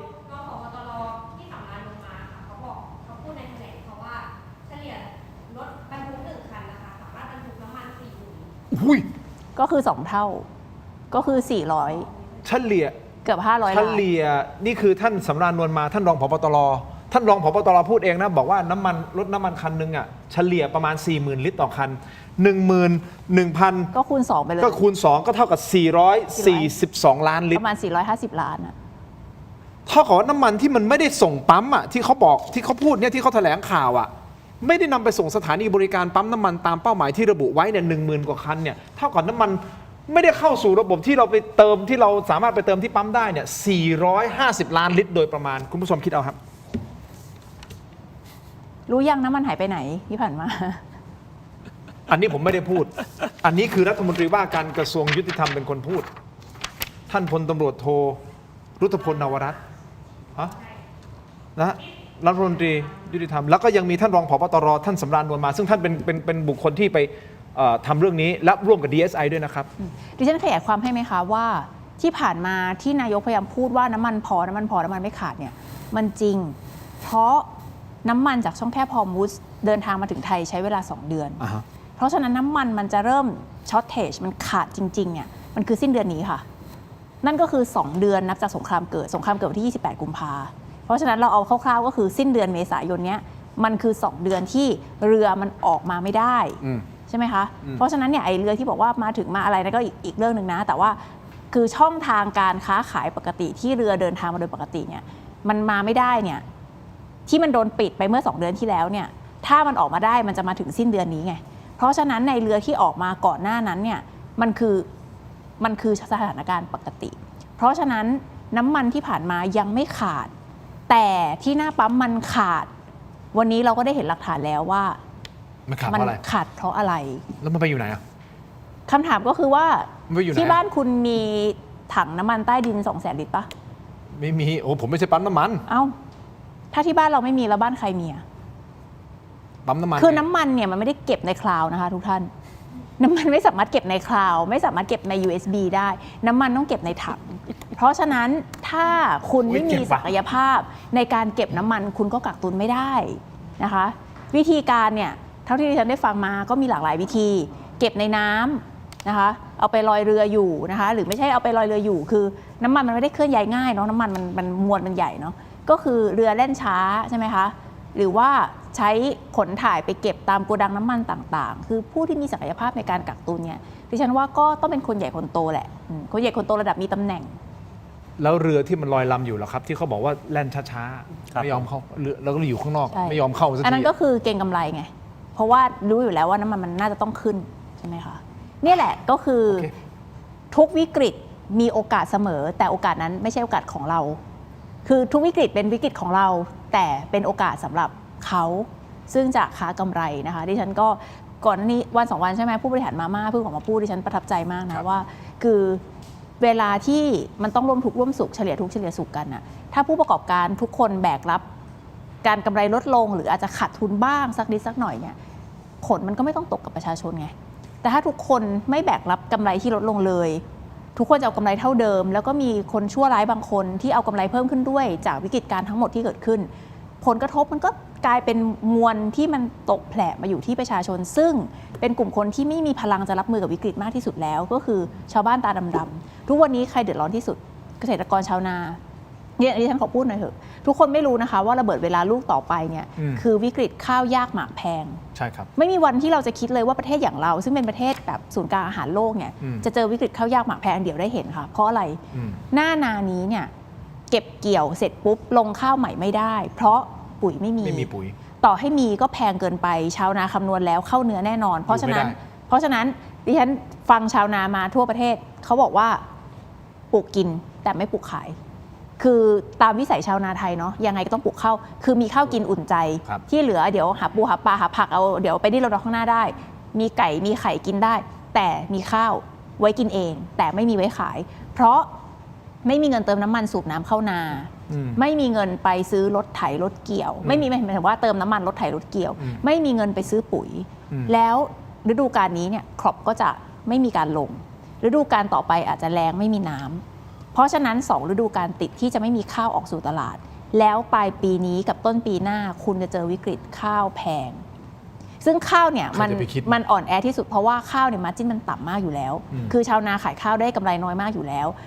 ผักผลไม้อื่นๆเนี่ยดิฉันไม่มีความรู้มากพอนะอาจจะมีผลกระทบมากน้อยแตกต่างกันไปแต่ตัวที่จะกระทบแน่นอนเนี่ยคือข้าวซึ่งก็เป็นเส้นเลือดหลักของความมั่นคงทางอาหารของประเทศไทยนะคะนี่มันจะซ้ำเติมแล้วคนที่ซวยที่สุดต่อจากชาวนาก็คืออะไรแม่ค้าข้าวแกงคนที่หาเช้ากินค่ำคนในตลาดตอนนี้คุณไปเดินตลาดสิว่าตลาดเนี่ยมันอยู่ในสภาพไหนคนไม่ใช้จ่ายแล้วแม่ค้าแบกรับต้นทุนที่สูงขึ้นไม่กล้าขึ้นราคาเพราะว่าแค่นี้ลูกค้าก็ไม่ซื้อแล้วไม่ซื้อใช่ถ้าขึ้นไปอีกแล้วจะเอาที่ไหนเอาลูกค้าที่ไหนคือสถานการณ์เนี้ยมันจะคล้ายกับโควิดคืออะไรรู้ไหมคะคลื่นวิกฤตลูกนี้เนี่ยจะกวาด SME รายย่อยตายหมดตอนโควิดเนี่ยมันคือไม่ใช่แค่กวาดล้างชีวิตมนุษย์นะมันกวาดล้างชีวิตของผู้ประกอบการที่ใส่ป่านสั้นรายกลางรายย่อยหายเรียบหมดร้านอาหารโรงแรมขนาดเล็กร้านเล็กร้านน้อยคาเฟ่ตายหมดแล้วเหลือแต่รายใหญ่ที่อยู่ได้เพราะเขาสายป่านยาวครั้งนี้จะเป็นแบบเดียวกันผมเชื่อว่ารัฐบาลทราบดีเพราะว่ารัฐบาลมีคนเก่งเยอะอันนี้ผมเชื่ออย่างนี้ก่อนนะถูกต้องไหมครับเพียงแต่ว่ารัฐบาลจะทำอะไรเพื่อที่จะไม่ให้สิ่งเหล่านี้ที่เราคาดว่ามันจะเกิดขึ้นแต่เราขอภาวนาไม่ให้มันเกิดขึ้นนะหรือว่าเกิดขึ้นให้มันแบบไม่ได้หนักขนาดเท่าที่เราจินตนาการแต่มันเกิดขึ้นแน่นอนแต่ประเด็นก็คือว่าแล้วเขาเตรียมตัวอะไรเพื่อที่จะให้เราได้รู้ว่าเฮ้ยไม่ต้องห่วงนะรัฐบาลเราวางแนวทางไว้อย่างนี้นะ1 2 3 4ปุ๋ยเราทางอย่างนี้นะเกษตรกรเราวางทางอย่างนี้นะอย่างนี้มันไม่เถียงว่าเขามีคนเก่งแต่ว่ามันไม่ใช่ว่ามีคนเก่งหรือไม่มีคนเก่งมันขึ้นอยู่กับวิสัยทัศน์ของรัฐบาลและ DNA ของรัฐบาลอย่างที่เคยพูดเมื่อวานนี้นะครับรัฐบาลนี้เป็นตัวแทนของชนชั้นนำนายพลใหญ่นายทุนใหญ่การเมืองบ้านใหญ่ข้าราชการผู้ใหญ่ซึ่งแน่นอนเขาก็จะต้องอุ้มชนชั้นนำแล้วก็ปล่อยประชาชนเพราะฉะนั้นไม่ว่าคุณจะมีคนเก่งขนาดไหนภารกิจของคุณก็คืออุ้มชนชั้นนำนี่คือประเด็นนะครับอีกประเด็นหนึ่งก็คือขอทำตัวขวางโลกนิดนึงผมไม่ชอบได้ยินคำว่าคนไทยต้องช่วยกันหรือคำว่าเฉลี่ยทุกข์เฉลี่ยสุขเพราะอะไรเพราะว่าความคิดอันเนี้ยสุดท้ายแล้วมันก็กลับไปที่ว่าเราจะต้องช่วยกันเพราะว่าจิตใจโอบอ้อมอารีเราเป็นเพื่อนมนุษย์ด้วยกันซึ่งไม่ผิดและไม่เถียงแต่บนโลกของความเป็นจริงนั้นมันไม่เวิร์กในยามวิกฤตอันนี้มันต้องอาศัยกฎหมายที่จะบังคับว่าให้แต่ละคนแต่ละกลุ่มนั้นทำอะไรอย่างเช่นคุณไม่ต้องไปขอร้องให้โรงกลั่นคำนวณค่าการกลั่นใหม่ลด2 บาทคุณไม่ต้องไปขอร้องให้ประชาชนทำอย่างนู้นให้บริษัทน้ำมันทำอย่างนี้หรือทำอย่างนั้นคุณทำแบบอังกฤษเด็กภาษีลาภลอยออกมาเป็นกฎหมายไปเลยคุณทำอย่างมาเลเซียเด็กกำหนดกำไรค่าการกลั่นออกมาเลยคุณทำอย่างประเทศอื่นๆสิที่เขาออกกฎหมายและบังคับใช้เลยและบังคับใช้เพื่อที่จะสร้างความเป็นธรรมในสังคมมีอำนาจเป็นรัฐบาลทำไมที่ประชาชนออกประท้วงเนี่ยทำเป็นหมูเป็นหมาได้ ที่วิกฤตแบบนี้ล่ะทำไมคุณไม่ปกป้องประชาชน เพราะฉะนั้นไม่ต้องมาอ้อนวอนประชาชนว่าจะต้องอย่างนู้นอย่างนี้อย่างนั้น คุณออกกฎหมายมา คุณเป็นมติครม.มา กฎหมายของคุณง่ายมาก คุณคุมทั้งสภาล่างและสภาบน โอเค ให้เอาปิ่นโตมากินที่สภาเนี่ยแล้วก็ล็อก2-3 วันแล้วให้ร่างกฎหมายยกมือออกมา มันทำได้แต่ไม่ทำเพราะอะไร เพราะว่าคุณเป็นตัวแทนของอย่างที่บอก คุณผู้ชมคิดเห็นยังไงครับคอมเมนต์กันเข้ามานะครับแต่มี1คอมเมนต์เข้ามาซึ่งจริงๆมันก็จะนำมาสู่ที่ผมจะถามเหมือนกันเอาละเรารู้แหละน้ำมันหายไปจากระบบ สุดท้ายคุณช่ออาจารย์โก้แล้วเราจะหาคนผิดได้ไหมหาคนที่กักตุนหาคนที่เอาผลประโยชน์จากการที่น้ำมันขึ้นแล้วไปกักตุนตัวเลขง่ายๆนะที่ผมบอกเมื่อกี้นี้450 ล้านลิตรใช่ไหมที่มันหายออกไปจากระบบจากแค่รถน้ำมัน10,000 แค่ล็อตเดียวนะ แค่ล็อตเดียวนะที่เขาไม่รู้อีก ยังมีอีกเยอะนะ ใช่ นั่นหมายความว่าอะไร450 ล้านลิตรแล้วถ้าสมมุติเกิดลิตรตีไปลิตรละ6 บาทเพราะตอนนั้นมันขึ้น6 บาทส่วนต่างลิตรละ6 บาทอันนี้คือแบบเบนะจริงๆมันต่างกันเยอะนะลิตรละ6 บาท450 ล้านลิตรคุณผู้ชมมันล่อไป 2,700 ล้านบาทแล้ว นี่ล็อตเดียวแล้วมันมีการเก็งกำไรกันแบบนี้มาเป็น10 วันแล้วถูกไหมคะใช่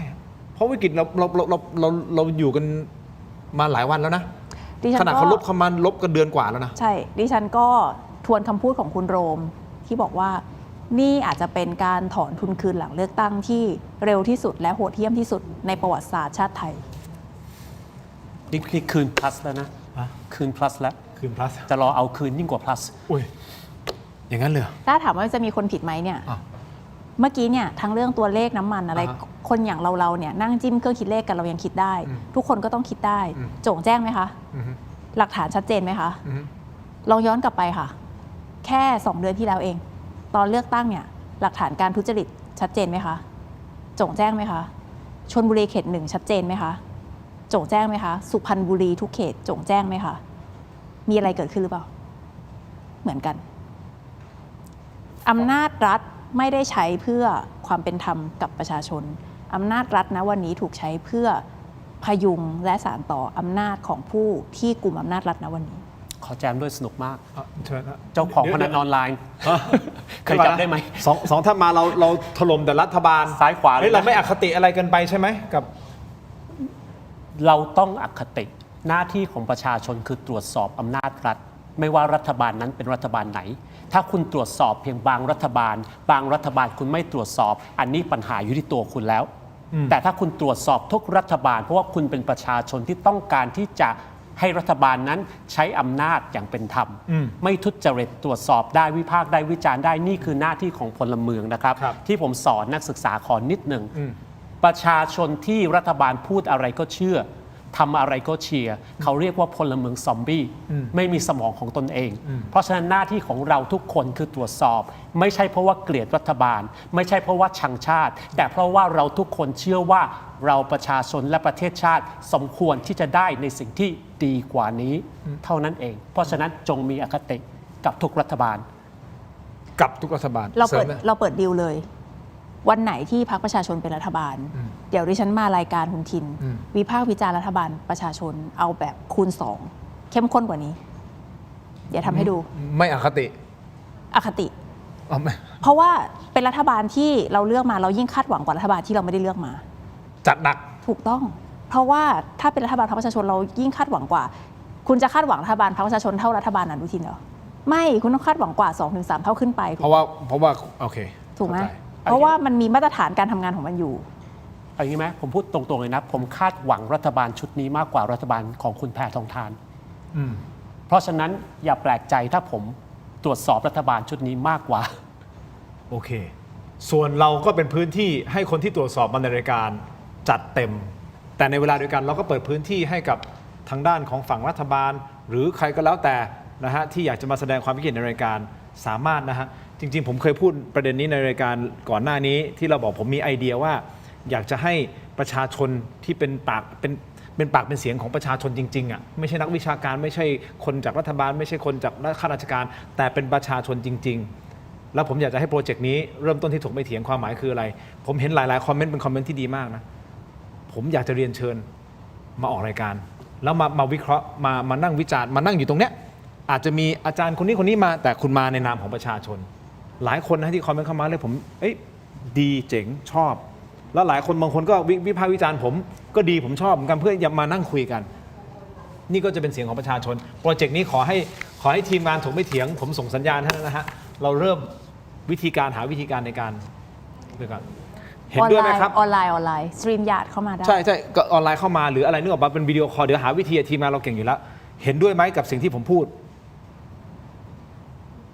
กด 1เข้ามาครับจริงอยากให้เสียงประชาชนเข้ามาอ้าวแล้วทำไมไม่กด 1กันเลยอ่ะ อ๋อไลน์มันแหลกเหรอ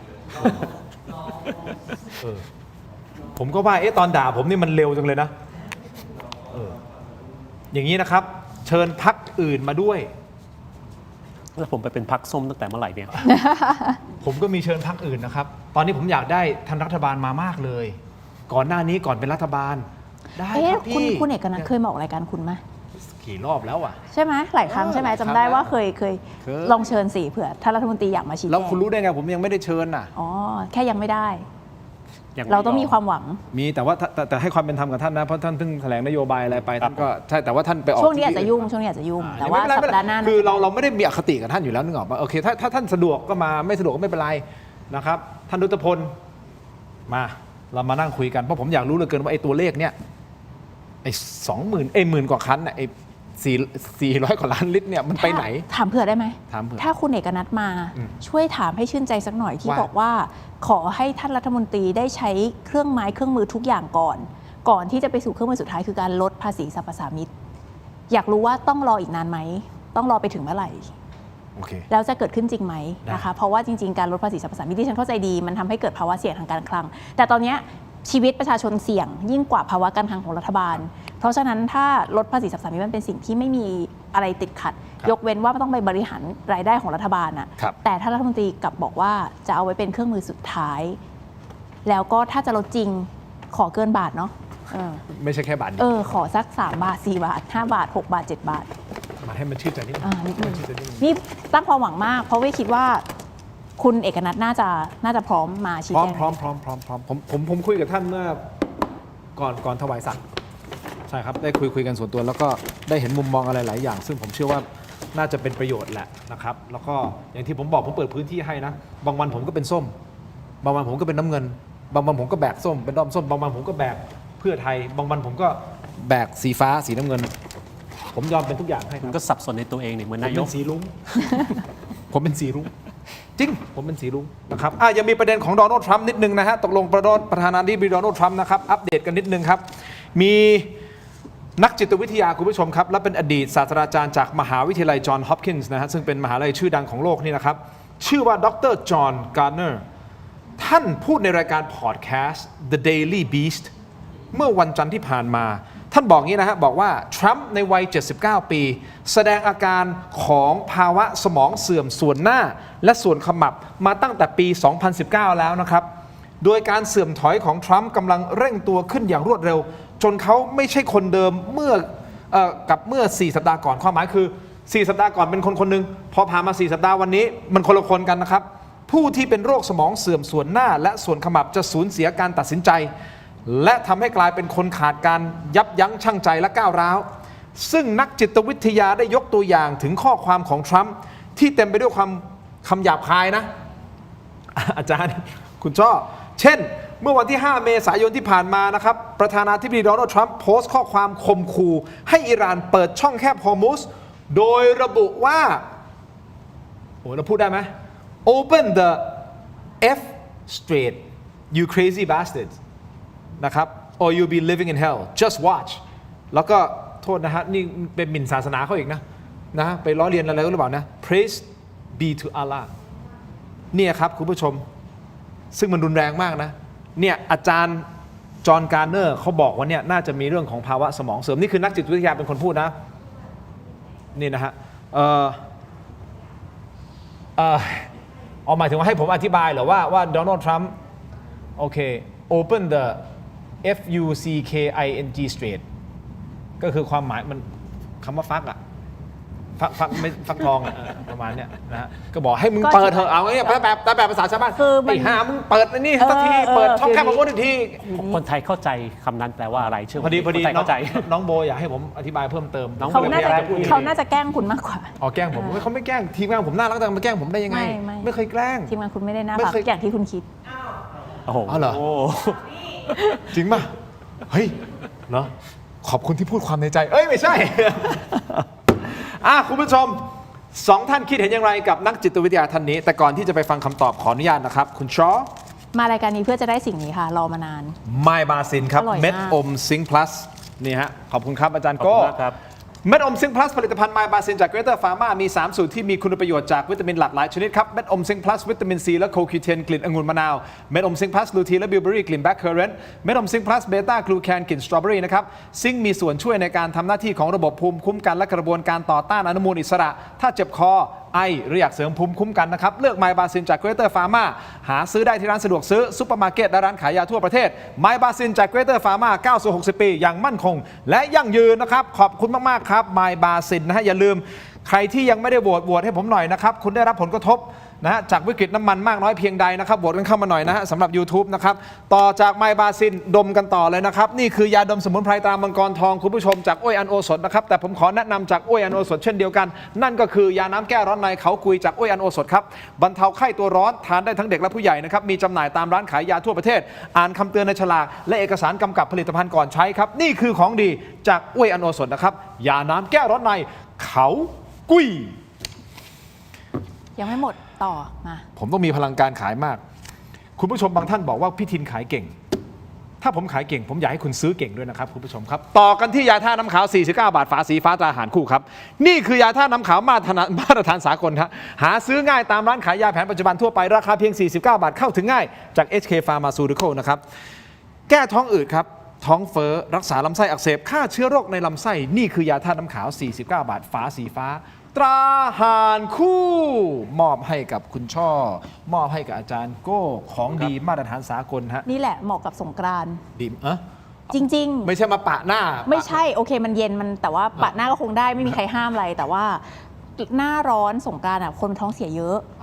มันเป็นอากาศร้อนแล้วแบบว่าสงกรานต์เราก็ปาร์ตี้ใช่ไหมเราก็จะกินมั่วซั่วอะไรเงี้ยนี่ต้องมีคู่บ้าน49 บาทเท่านั้นมาตรฐานสากลแต่ปะหน้าน่าจะได้อยู่เย็นเติมกันที่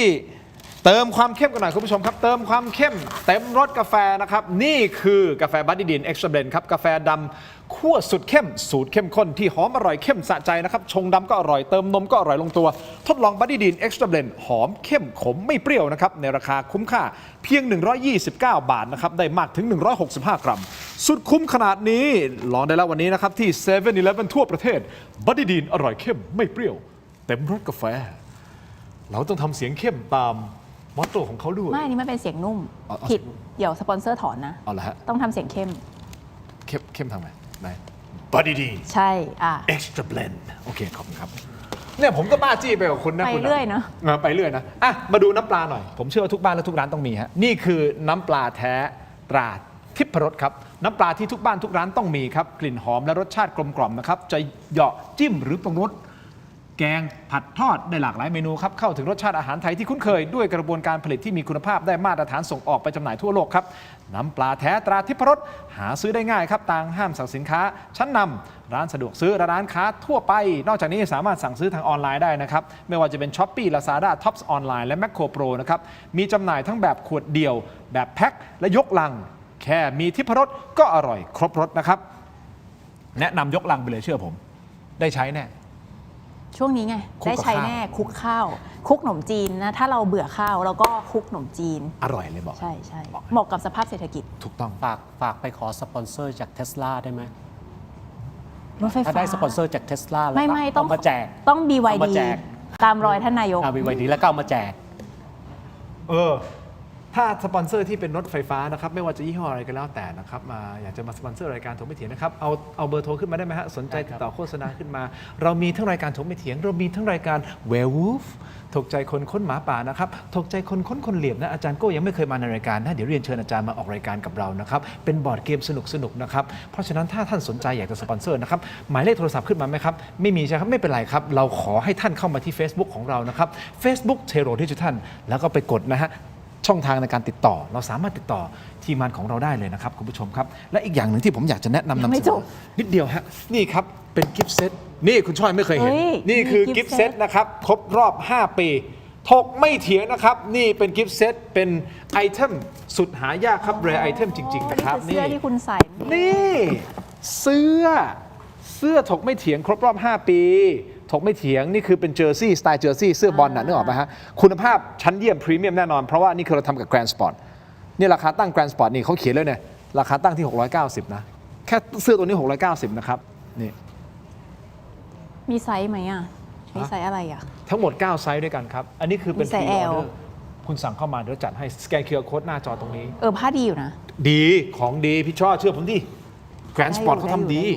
เนี่ยแค่ตัวนี้ 690แต่ผมขายทั้งหมดเนี่ย799เป็น rare item นี่คือ rare item ที่ 1อาจารย์โก้มารายการผมหลังๆเนี่ยมาสัปดาห์ละครั้งโดยประมาณโดยเฉลี่ยเนี่ยอาจารย์โก้ถ้าคุณมารายการผมคุณต้องจำได้ว่าผมมีอะไรในนี้นอกเหนือจากเสื้อแล้วมีอะไรครับนั่นไงไม่ได้ดูไม่ได้อะไรเลยอาจารย์โก้ โกดังเก็บน้ำมันอยู่หรือเปล่า ไม่มีไม่ใจเลยอาจารย์ไม่เป็นไรนี่อ่ะสติกเกอร์โอเคนี่ทินน้อยร้อยอาชีพ อยากได้สติกเกอร์นี่ทินน้อยร้อยอาชีพสติกเกอร์เนี่ยทำมาติดเคสโทรศัพท์มือถือได้แต่ทำไมต้องมีหน้าคุณบนโทรศัพท์มือถือเราไม่ต้องคือไม่ต้องติดโทรศัพท์มือถือเราควรจะมีหน้าคุณทินไหมอันนี้ก็เป็นเรื่องน่าคิดเฮ้ยเวลาให้ผมพูดอ่ะคุณคิดก่อนให้ผมพูดได้ไหมไอ้พวกก๊อปปี้ไรอ่ะก็คุณบอกให้ไปติดโทรศัพท์มือถือได้ติดแล็ปท็อปได้คุณชอบก็พูดถูกนะแล้วจะมาติดโทรศัพท์มือถือทำไมเหมียวอยากติดด้วยความอยากติดของทีมงานอย่างเดียวแล้วคุณจะไปยัดเยียดสิ่งนี้ให้คุณผู้ชมทำไมต้องพูดในมุมกลับว่าพิธีกรของคุณน่ะจะไม่ได้น่ารักสำหรับทุกคนนะใช่พิธีกรของที่คุณชอบเพราะคุณทำงานกับผมไงคุณเลยต้องชอบผมเนี่ยไม่ชอบนี่ขนาดทำงานกับผมคุณไม่ชอบติดต่อ HR จัดการหน่อยสิเอานี้ใครอยากติดสติ๊กเกอร์ทินน้อยร้อยอาชีพบนเคสโทรศัพท์มือถือพิมพ์2หน่อยได้ไหมเมื่อกี้นี่พิมพ์1แล้วเพราะว่าอยากจะให้จัดรายการที่มีประชาชนมาพิมพ์2ใครอยากติดพิมพ์2ใครไม่อยากติดพิมพ์3เดี๋ยวมันจะไปทับกัน1ไง1ที่เราถามไปไงว่าจะให้ประชาชนมาเป็นส่วนหนึ่งของรายการเป็นแขกรับเชิญพิมพ์2ไม่มีใครพิมพ์เลยเว้ยมีแต่3มีแต่พิมพ์55คืออะไรหัวเราะเรา55แปลว่าไม่อยากติดใครอยากติดสติ๊กเกอร์บนเคสโทรศัพท์มือถือพิมพ์2ไม่อยากติดพิมพ์3rare item ที่3ครับนี่คือจริงๆผมต้องจบรายการตั้งนานแล้วเนี่ยใช่เนี่ยผมมัวแต่ลื่นไหลไปกับคุณเนี่ยนี่เคสยาดมฮะเคสยาดมนี่ของเท่ป้าบยาดมสมุนไพรตรามังกรทองจากโอยานโอสถนะฮะแถมด้วยนี่แต่เป็นเคสแบบมีไส้ฮะนี่เทปถกไม่เถียงนี่คือ rare item limited edition มีที่คล้องพวงกุญแจเวลาวิ่งเราก็พกไปดมพี่ชอบวิ่งนี่วิ่งเทรลอะไรเงี้ยคนวิ่งเทรลเขาชอบพกยาดมใช่ป่ะโอ้โหนี่เหมาะเลยอาจารย์โก้นี่เป็นได้เลยพี่ชอบไหมโอนด้วย799นี่ไม่ขอดูไม่ได้จะซื้อเจ็บว่ะนี่มีแต่คนบอกว่า3ไม่เกรงใจนะครับไม่มีแต่333ไม่อยากติดทีมงานก็ให้ผมโหวตคุณก็รู้อยู่แล้วว่าเขาต้องบอกไม่อยากติดให้ผมเสียเซลล์ทำไมตายแล้วเป็นคนเดียวกันพิมพ์2ประมาณ78ล้านครั้งขอบคุณมากครับที่เป็นกำลังใจให้ผมนะครับอย่าลืมครับนี่ครับเป็นกล่องพรีเมียมจริงๆนะครับสแกน QR Code เข้ามา799 บาทที่สำคัญคืออะไรรู้ไหมรายได้หลังหักค่าใช้จ่ายส่วนหนึ่งเรามอบให้กับมูลนิธิบ้านพระพรด้วยนะครับ79ไม่ใช่79 บาท799 บาทสแกน QR Code หน้าจอเข้ามาขอบคุณมากครับมาทรัมป์สมองเสื่อมคิดยังไงให้ดิฉันก่อนเหรอมาเลยคุณชอบก่อนคือจอห์น ฮอปกินส์เนี่ยเป็นมหาวิทยาลัยที่จริงๆแล้วเกือบทุกมหาวิทยาลัยชั้นนำของสหรัฐอเมริกามีความเกลียดชังเข้ากระดูกดำในตัวทรัมป์เพราะว่าข้อแรกก็คือจริงๆแล้วคนที่มีความห่วงใยประเทศก็น่าจะไม่ชอบทรัมป์เป็นส่วนใหญ่เช่นก่อสงครามอะไรแบบนี้แต่ว่าบรรดามหาวิทยาลัยเนี่ยเขาถูกตัดงบเยอะมากซึ่ง เป็นการตัดงบที่ไม่สมเหตุสมผลเลยเนาะแล้วก็ทรัมป์เนี่ยก็ไปรังแครังคัดโดยเฉพาะมหาลัยชั้นนำอย่างจอห์นฮอปกินส์เนี่ยเขาเป็นมหาลัยที่มีชื่อเสียงด้านการแพทย์นะคะแล้วก็โครงการต่างๆของสหรัฐที่เกี่ยวพันกันเนี่ยก็โดนตัดไปหมดเลย USAID อะไรต่างๆเหล่านี้มันก็ทำให้เขามีความแข็งเคืองที่พูดนี่ก็คือ disclaim ให้อาจารย์ท่านนี้ว่าจอห์นฮอปกินส์มีประเด็นอยู่กับทรัมป์แต่ถ้ากลับมาที่เรื่องว่าสมองเสื่อมไหมเนี่ยเอาจริงไม่ใช่เรื่องใหม่นะโจไบเดนเองเนี่ยก็มีปัญหาสุขภาพรบกวนซึ่งเกิดจากวัยคือความแก่ไม่ใช่เรื่องผิดแต่ว่าคือสหรัฐอเมริกาคุณต้องเข้าใจว่ากฎหมายเขารัฐธรรมนูญเขาเนี่ยให้อำนาจประธานาธิบดีสูงมากโดยเหตุที่ว่าประธานาธิบดีมาจากการเลือกตั้งโดยตรงเพราะฉะนั้นเป็นทั้งประมุขเป็นทั้งจอมทัพเป็นคือผู้นำสูงสุดอ่ะเพราะฉะนั้นเขาก็ต้องมั่นใจว่าผู้ใช้อำนาจสูงสุดคือคุณคิดดูคนที่มีปุ่มกดนิวเคลียร์นึกออกปะประธานาธิบดีคือคนที่มีปุ่มกดนิวเคลียร์ต้องมีสติสัมปชัญญะครบถ้วนเพราะฉะนั้นเนี่ยไอความกังวลเรื่องนี้ของคนอเมริกันเนี่ยมันจึงมีอยู่จริงแต่กลับมาที่เรื่องของเราว่า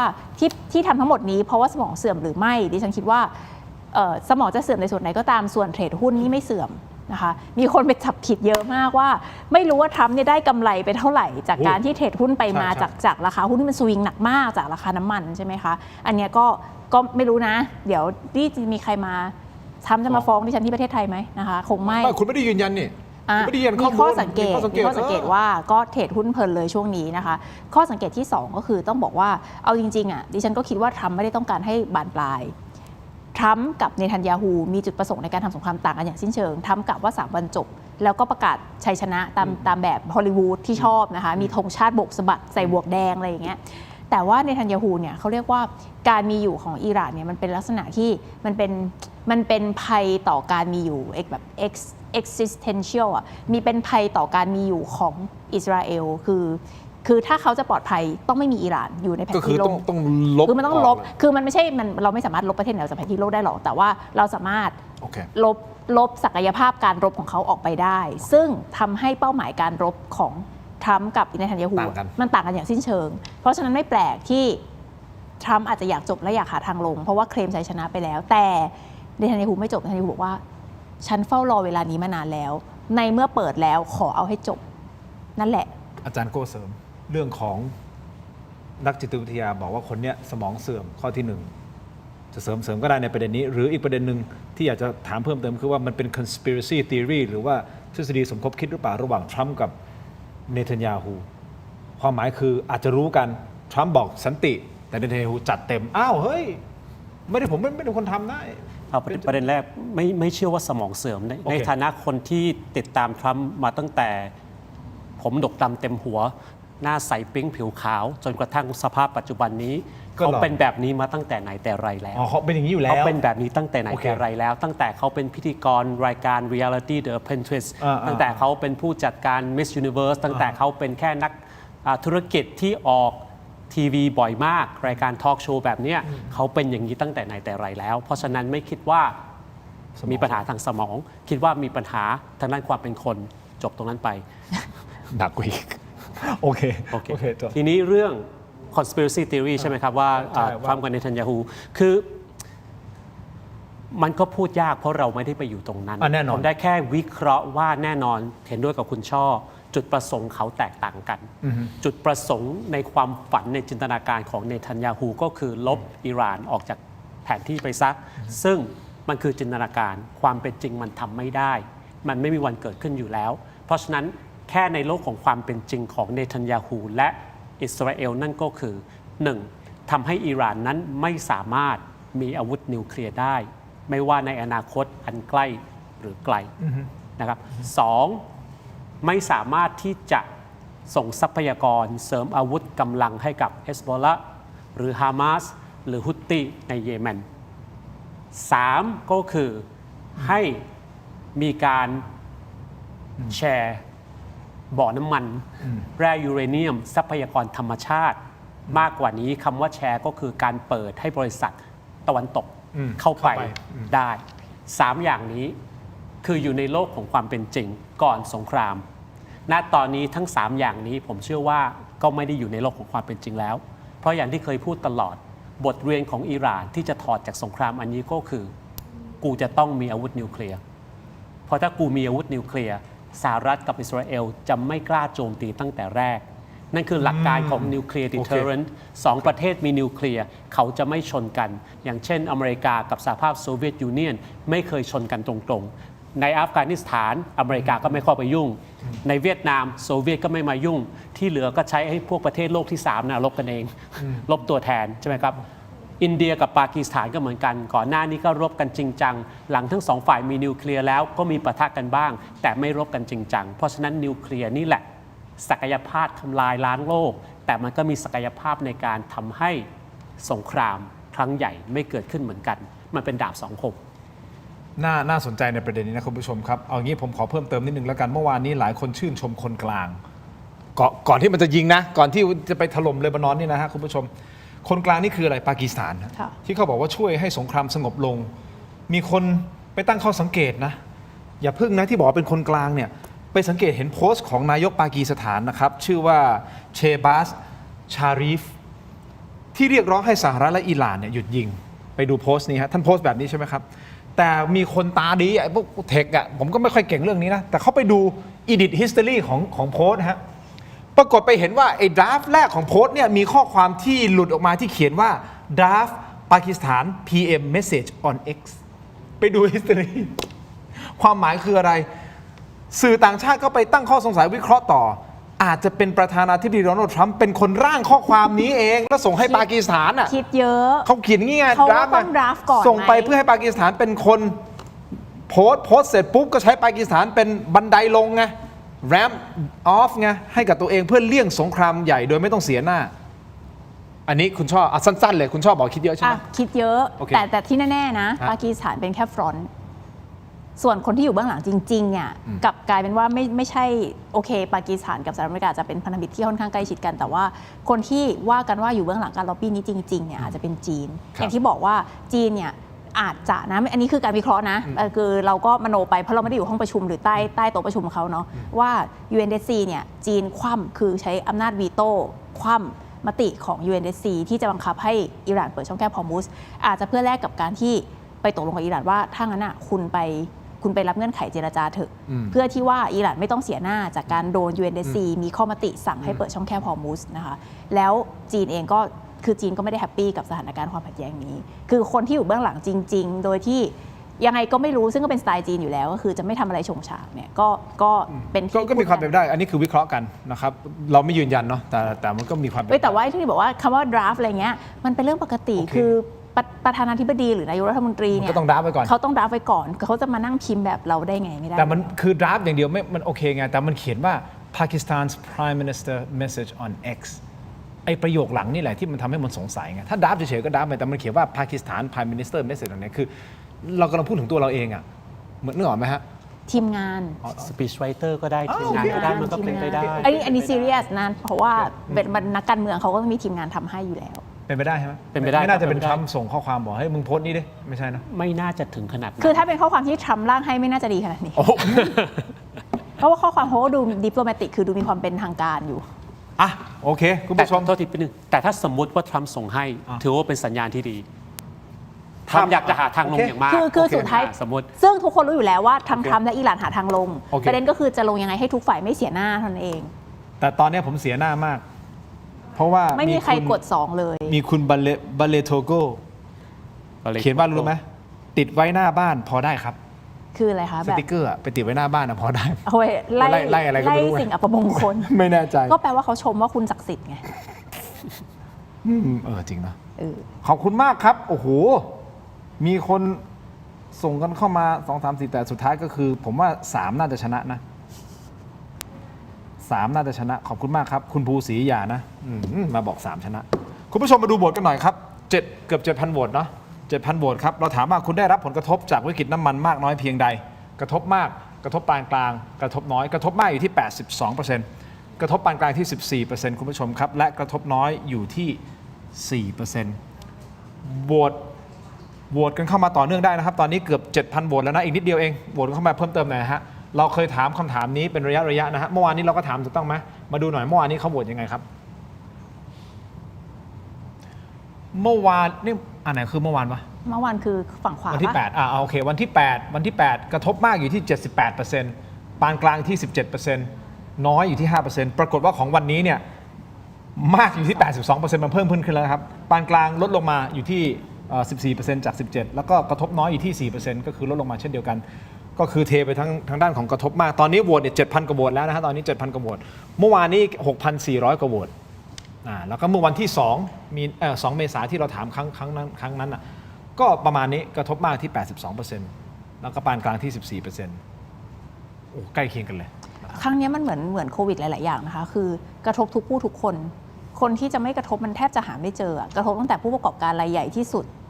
ไปจนถึงแม่ค้าข้าวแกงแม่ค้าหมูปิ้ง วินมอเตอร์ไซค์ไรเดอร์